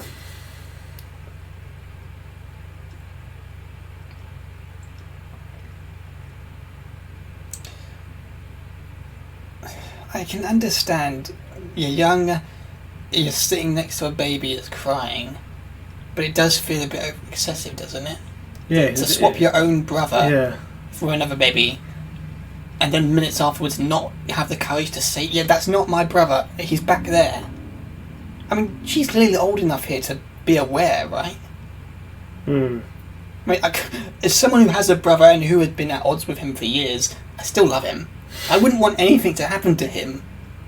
So I can't imagine this scenario playing out, really. No, yeah, it is a bit stupid. It's like, for a Harry Potter movie, it's a stupid plot. Yeah, point. And it's very dark. It just doesn't really feel like it needs to be part of this story with fantastic magical creatures and a guy who's basically Doctor Who. Is this supposed to be on the Titanic? Yeah, I think so. I remember when I first watched this, I thought this was the Titanic, but I don't know if we see the name on it. Let's check.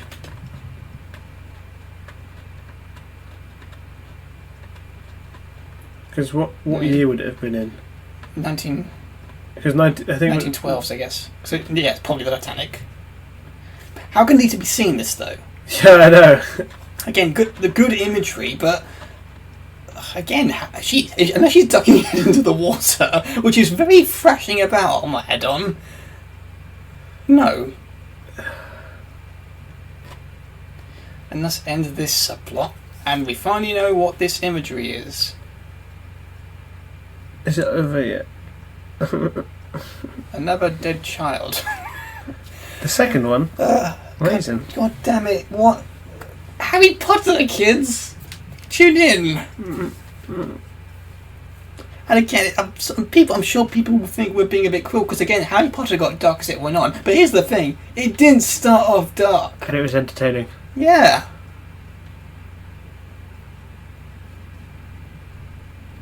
I do like that line. It just... And again, if she was a bad guy, much more stronger. Or characters that we actually cared about. All that, yeah. You dash your dreams again, Credence. And again, Tina, he's right there. Why didn't you two talk? And she's just Oh yeah. Nagini's in this. Yeah. She's just standing there. And your story's done. Now you're going to just be standing there for the rest of the movie. Right, now Jake can continue his story. I bet he's like, what the heck's just happened? Like, what is happening? What do you think of the Grindelwald tune? What this beat now? just generic evil person. I mean, I do like. I think it's drums. I do like the drum beat, but yeah, the rest of it does feel very. Yeah. It's like it sounds like the Mummy. Oh yeah, kind of. Yeah, just have Imhotep walk on screen. And the weird CGI, The Rock.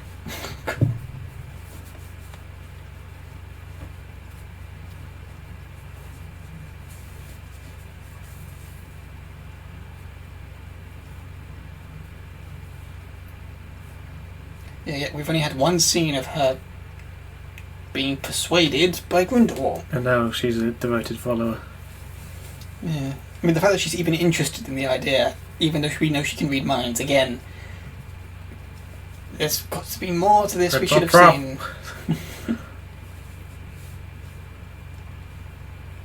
Okay, so it was all bait.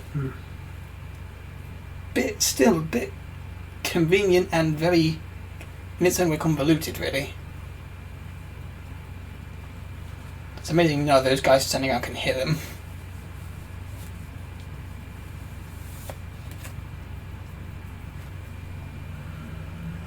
I like this bit, this little tune here. It's okay. How do they know that she's a good guy? Probably don't. Plot convenience. They probably just think she's a bit nervous, but you must stay for this. Yeah, I remember they had a piece of this performance showed at Comic-Con before the film came out. I thought he was just spouting rubbish. I didn't realise it was actually quoting from the movie. Really?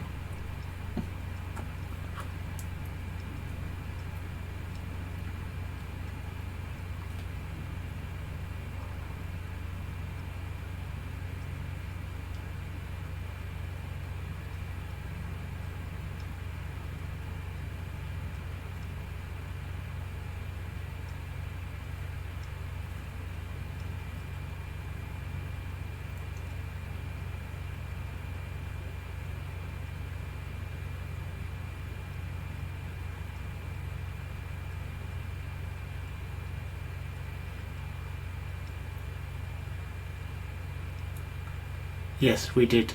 Yeah. We're not getting it.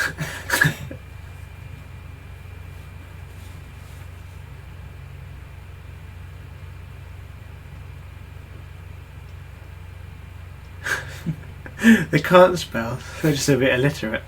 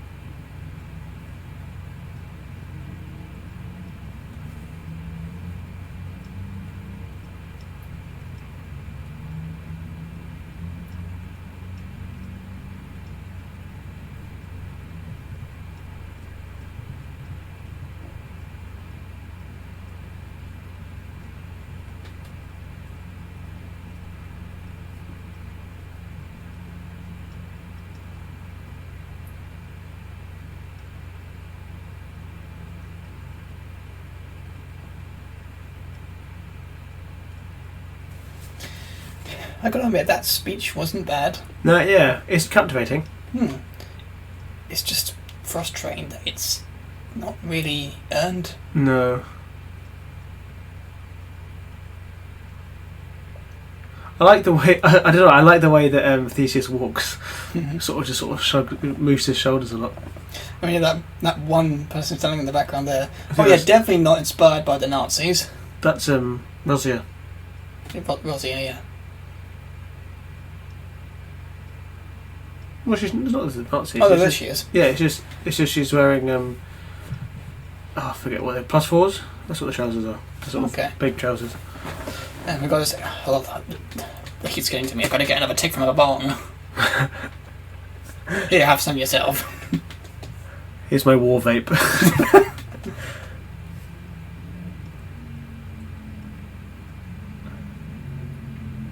Do you think we'll see any of this play out in any of the other films? Yes, because the last movie will be in 1945 when World War II finishes.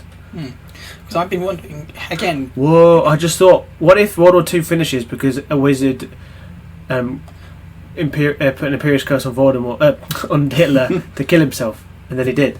That's why World War II finished. Because I was actually wondering, wouldn't it be cool? Well, no. Well, that'd be probably a bit insensitive there, because I was actually going to say how cool would it be if the duel between Dumbledore and Grindelwald was actually what caused that big explosion. But when you actually know what that explosion was, that's the Americans. Yeah, let's not. Is that the Americans or is that the? Yeah, for Nagasaki. Yeah. Let's not get there. Yeah.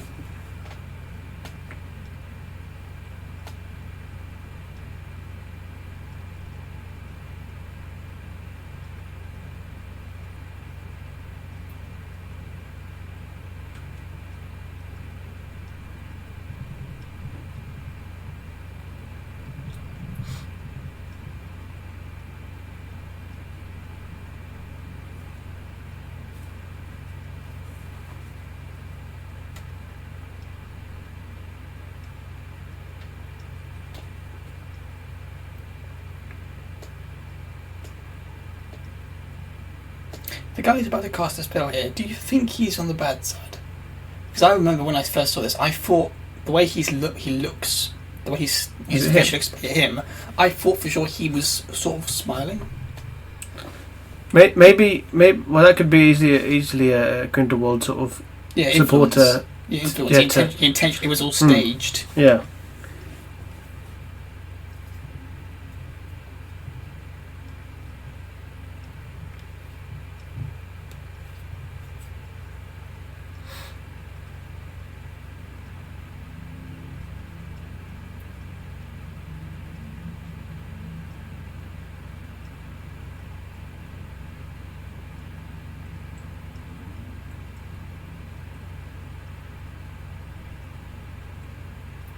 And then he runs away. So was this accidental, or was he just? I think he was. Well, he was just scared because she literally was putting his wand on him. But then why not, just disarm her or use a dispense spell if he's meant to be an aura? I don't know. I mean, I get it. It might be some sort of commentary on police brutality in real life. Probably. Or maybe you. How did he not feel that? Yeah. Yeah, I think we missed it because we were talking over it probably, but there's a point he says, I'm not a murderer, right? Grindelwald. Did he? I swear there was a point where he says, I'm not a murderer, but I was going to say, bit much of you just said that, considering the first scene we have of you in this series is you killing some auras.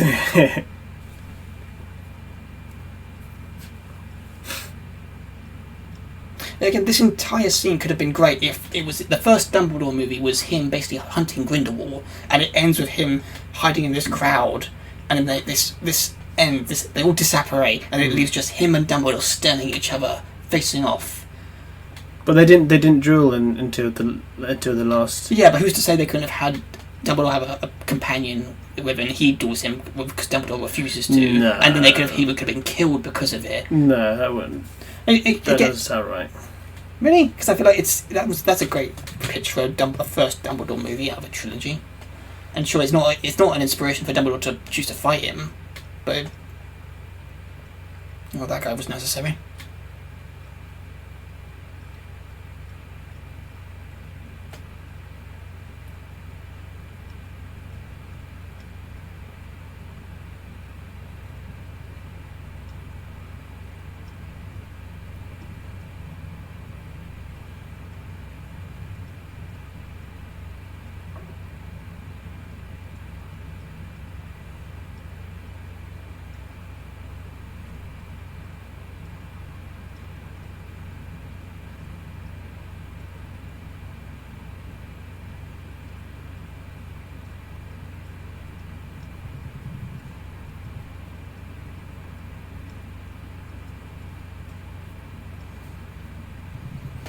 You've had plenty of time to bring him out of there, Newt. Why now?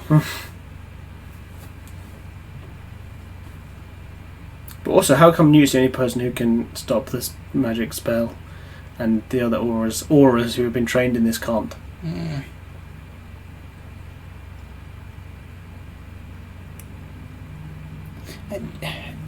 You can read his mind. You know he doesn't.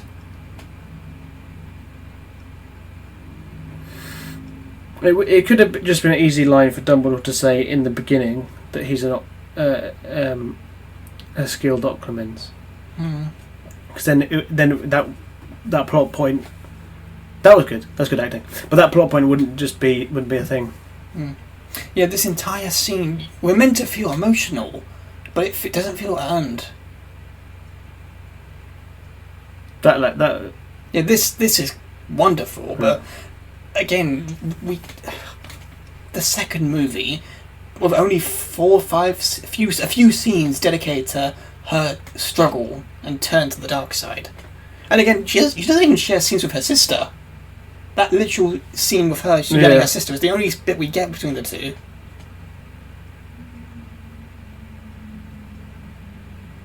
Yeah, that guy's. I'm sure he was a bad guy then. Nice one.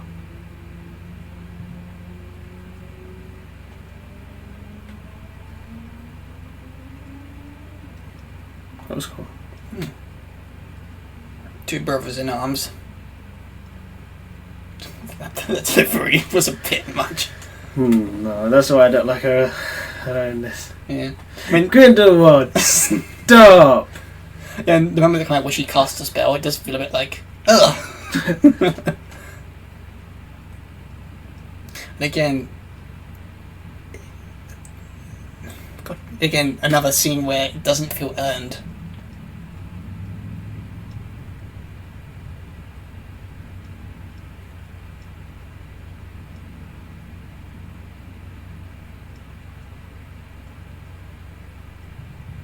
I don't like that line.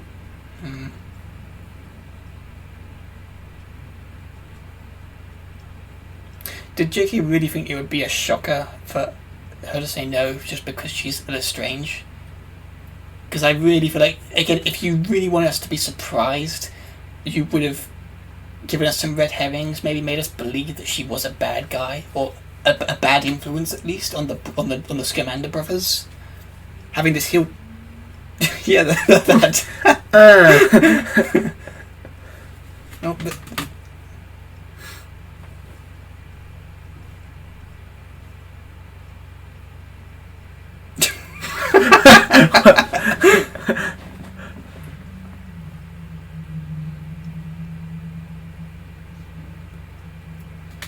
Well done, here's your paycheck.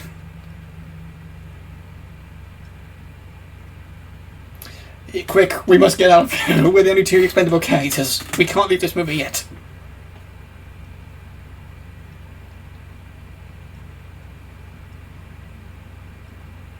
This entire climax, it just...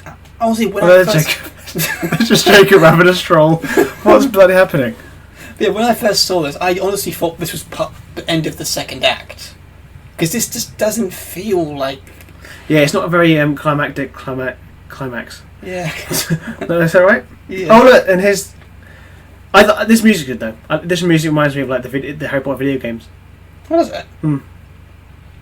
Like, the visuals are nice. This actually would have been cool if it was one of the trials to get to Voldemort's Horcruxes. Oh, what, the big fiery thing? Hmm. Yeah, rather than like all the other crap that he did. Like, so, I mean, some of the Horcruxes were barely hidden at all. I mean, God, this entire scene is cool. It's a great spectacle in visual execution, and the music too, great. This entire scene is great, but it just doesn't really feel like an ending, especially when, as you pointed out a few times, these films are meant to be really important. Yeah, in their own way, they've got to be their own big epic scale story, and this just doesn't really feel earned, because the story to get to this point just doesn't really feel that natural. I mean, again, we're talking about Newt Scamander here, and yet he's in situations that Aurors should be in. Again, if this was a Scamander spin-off with Theseus, or a Dumbledore story, which we've repeated so many times, goddammit, but it's true though. Him, another character, and what's his name? Stone Guy, Flamel. Oh, Stone Guy. But yeah, if those 3 were the main focus of this film, That's pretty funny. Yeah, but again, great performance. But again, it doesn't. I give up.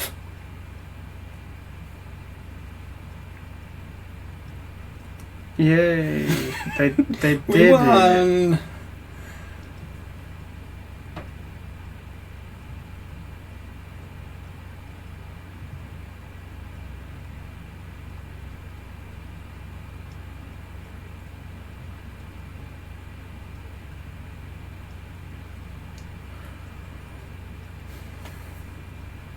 Again, I commend the cast. Everyone did good for what they were given with, but So later.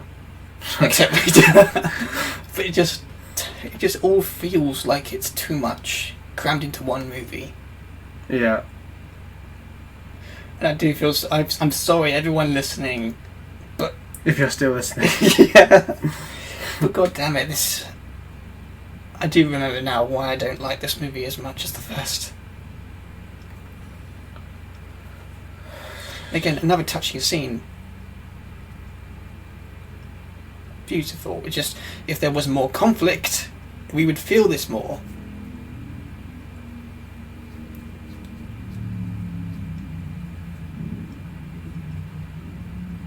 I hope that Theseus is a bigger bit in the next movie. Yeah, hopefully he sticks with the group, Maybe he. or he's given a role in like a subplot too. Because like in the last one they said that he's the war hero, right? So he should be a proper heroic, powerful character. So it'd be cool if we saw him like maybe ascend the ranks of the aura and maybe, I don't know, lead his own. Well, he does lead them in this, I guess. Lead his own little squad. Yeah. Squad of authors. Oh look, it's the MacGuffin.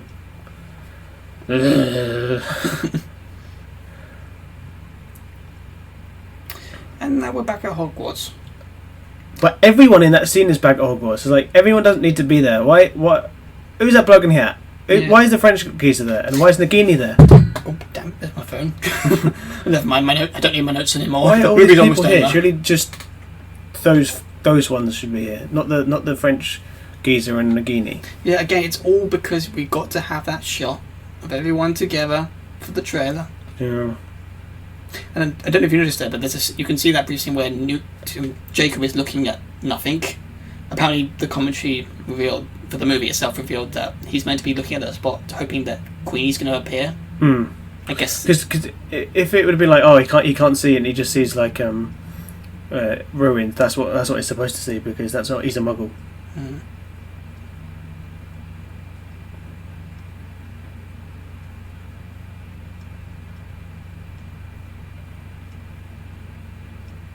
You think? No, she knows because she can read his mind. Oh, true. I like his wand. Like, he's a cool looking design. It's quite simple, but it's cool. I wonder what do you think? Do you think he'll have a new look in the next film? Oh yeah. Do you think he'll have longer hair, maybe a Dumbledore-esque uniform? Oh, No, I reckon it'll be like black or grey. It has to be some sort of dark thing. Personification of Dumbledore.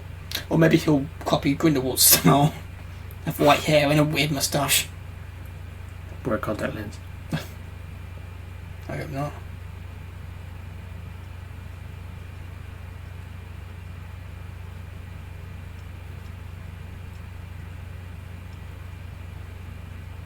Was this a big reveal in the film, or was this something that fans always had an idea of?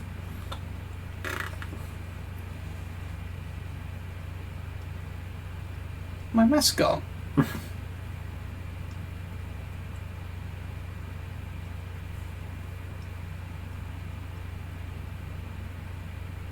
I thought he was going in for a hug.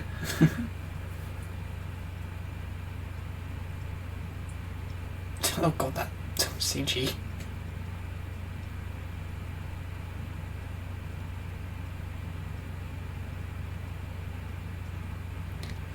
I wonder if that's going to be stretched out, so we don't have it broken until like the fourth film.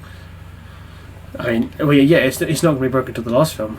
Yeah, but I don't know. I just feel like there's got. Wouldn't it have been? I don't know. I'm trying to. I don't know. I don't care. Let's just end this now. Yeah, and you're going off to have tea while you just leave your friends out. Yeah, everyone else is just there. It's like... And this is Scotland we're talking about. It's not Alaska, but it gets quite cold. And rainy.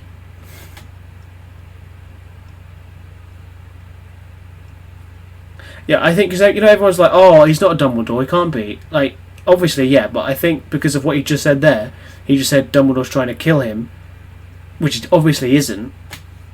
So I just think him being a Dumbledore is just Grindelwald just lying straight up. He's got to be.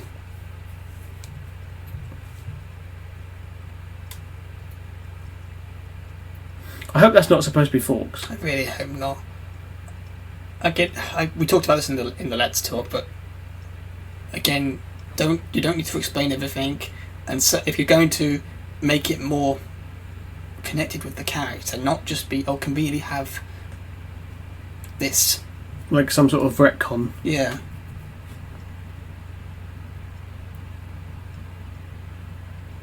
Oh my god.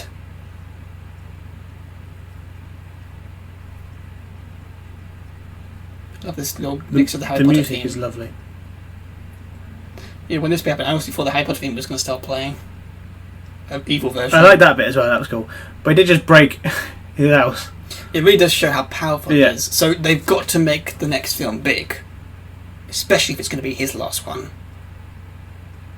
Right, this bit of the movie specifically right now is my favourite bit. Because the music is not a joke. The music is great. Like, this specific score is amazing. I believe you. I was thinking the amount of times I've listened just to this bit. I've got it on the playlist that I listen to all the time. Because it gives you chills. Like this bit just gives you chills. Yeah, the bit when Dumbledore comes in, you hear the music play. It's this bit. Yeah. We literally have the same thing. Oh, it's great. Oh. I like listening to this when I'm trying to write my stories. It gives me more inspiration for the worlds and the characters. And there's a bit where it goes into the proper Fantastic Beasts theme, but like it's like loud. Not quite yet. But this bit, I love this bit. This is a variation of Dumbledore's theme, isn't it? I think so, but Dumbledore's theme is really weird because it's not like noticeable. Like, because Dumbledore's theme they've released it separately, and it's just like music. It's not anything you can hum. Well, that was Fantastic Beasts: The Crimes of Grindelwald. Well, it wasn't fantastic, but it was Beasts, kinda. So, what were your thoughts after seeing it again? Depression, anger, remorse. Yeah. What else can we say that we've already said multiple times throughout this video? I mean, all I can say about this one is I hope that they make it better in the next one. Like the reason because this one was so goddamn awful. I just hope that the Warner Brothers, and I think they have noticed because we've said in the I think it was the Let's Talk that they've postponed it for a year. Yeah. So hopefully they've realised that they need to improve and that JK needs to improve, and I hope she listens to fans. Yeah. I mean, I'm not going to pretend like I know her or follow her to understand it to an extent, but from how everyone seems to talk about her these days, it feels like she's very reluctant to listen to anyone. Just from what I can remember, from what I've heard in the last few months, I hope to think that's not true. Because again, it's sad when the creators of projects that we love and grew up with get to this stage where they think they're invincible or they've done no wrong. Because everyone has flaws and everyone makes mistakes, and when they admit to them, it makes us like them more. Because you're on our level. We all make mistakes, and again, I think had she come out, pretty much the Ryan Johnson situation, had she come out and said, "I'm sorry, I guess I'm not that good as I thought I was. I'll make sure I do better in the next film," and they openly admit, "Yeah, we're getting a new writer, or we're getting someone to help me write the script for the next one, and we're promising you we're going to do things right and we're going to make it worth your while." But so far we've had nothing. We literally know nothing about the next film except for a few small teasers that were released before the film and around the time after the film that imply potential plots, which we also discussed in the Let's Talk. But there's nothing really to go off yet, and well, sure, it's not a Last Jedi situation where there's no direction to go in. It just feels like the direction that they did go in for this film at least just feels like you missed up a lot of potential for the more simpler and more natural directions you should have taken it in, and you're now going to have to push it all into almost a different direction that makes it feel back in continuity or back in a natural form, if you get what I mean. Yeah, I just think JK is like surrounded by yes men or women. They just say yes to everything, and like if even if she does something that they won't like, they're like, fine. You made this great series of books which have made a lot of money for us. We'll just do whatever you say, I guess. Yeah, but yeah, I can say overall I enjoy bits of it. The scenes on their own do make for great entertainment, and the music is all the way through and through great, and it's great to see Newt and the gang again and some of the new characters too. But the problem is how they're used. Dumbledore too, but they used again. Queenie's character is just, her direction is rushed. It doesn't feel earned. Newt and Tina get their subplot about basically being at each other's throats because of, thankfully not to that level like in a lot of early 2000s movie where it was the trope to do, but it is just frustrating for me personally how they had to again cram in I thought you were dating this guy's subplot when they could have just given us more time with them as a couple, as growing to care for each other. And the Mr. Tentacles subplot wasn't needed. The Lita subplot, it wasn't needed. If they were going to do it, they should have made her more of a prominent character. All of those plots that went nowhere, they literally had no effect on the story because it wasn't Credence. Credence was just some random baby that's dead. It means nothing to the plot. It means it adds nothing to any Harry Potter lore that we already know. It adds nothing to anything. If it wasn't in the movie, it would have been a better movie. This still could have been worked well if it was a story, a book. Maybe a little anthology that on Pottermore. Yeah, but not a movie. Single stories expanding the world. They could have maybe released it as like a side book for this film, but again, it just feels overbloated. Yeah, and I think that's the best way I can say this film, because I love the idea, the potentials, the characters, but it was handled so poorly, and I can only hope that they are aware of this. And they take it to heart and they learn from it, because they've got 3 more chances to fix this. So that does give me a bit of hope, because they're not even halfway. So if they can pick up and just make it, change the direction and make it good again, then they can make the next one good, and then the last 2 will be hopefully the best. Yeah, at the end of the day, if this is just a hiccup in the overall series, we can maybe look back on this and have a bit of a different light, maybe appreciate it more. But if they're going to continue to go down this rabbit hole and they don't learn from it, why should we come back for more when we know we're going to be disappointed again? Probably because we like Harry Potter. I guess. But you never know, considering how Star Wars has just ruined all of it for me because of Last Jedi. Who knows, maybe they might do the same thing for me for Harry Potter. I hope not. I hope not too, because it's a show it's a film series that I equally grew up with on par with Doctor Who. I would hate to dislike it. Yeah, it seems every single franchise that we love has just turned to shit. Like, Doctor Who is the most recent series. Is, for me, the worst series we've ever had. Fantastic Beasts, this is the worst movie we've ever had. The most recent Star Wars is the worst Star Wars we've ever had. Yeah. Kingsman 2 wasn't the best. What else do we love? Game of Thrones season 8. There's a bunch of balls. And there's one other one. What else do we love? There was one other thing where the last thing wasn't. Oh yeah. Oh no, I forgot. Damn it. I'll think of it, but it's just everything's rubbish now. Yeah. Who knows? Maybe things will turn around and we'll look back on this in a few years and think, yeah, we were idiots doing that, thinking people would like it, but we learned from it.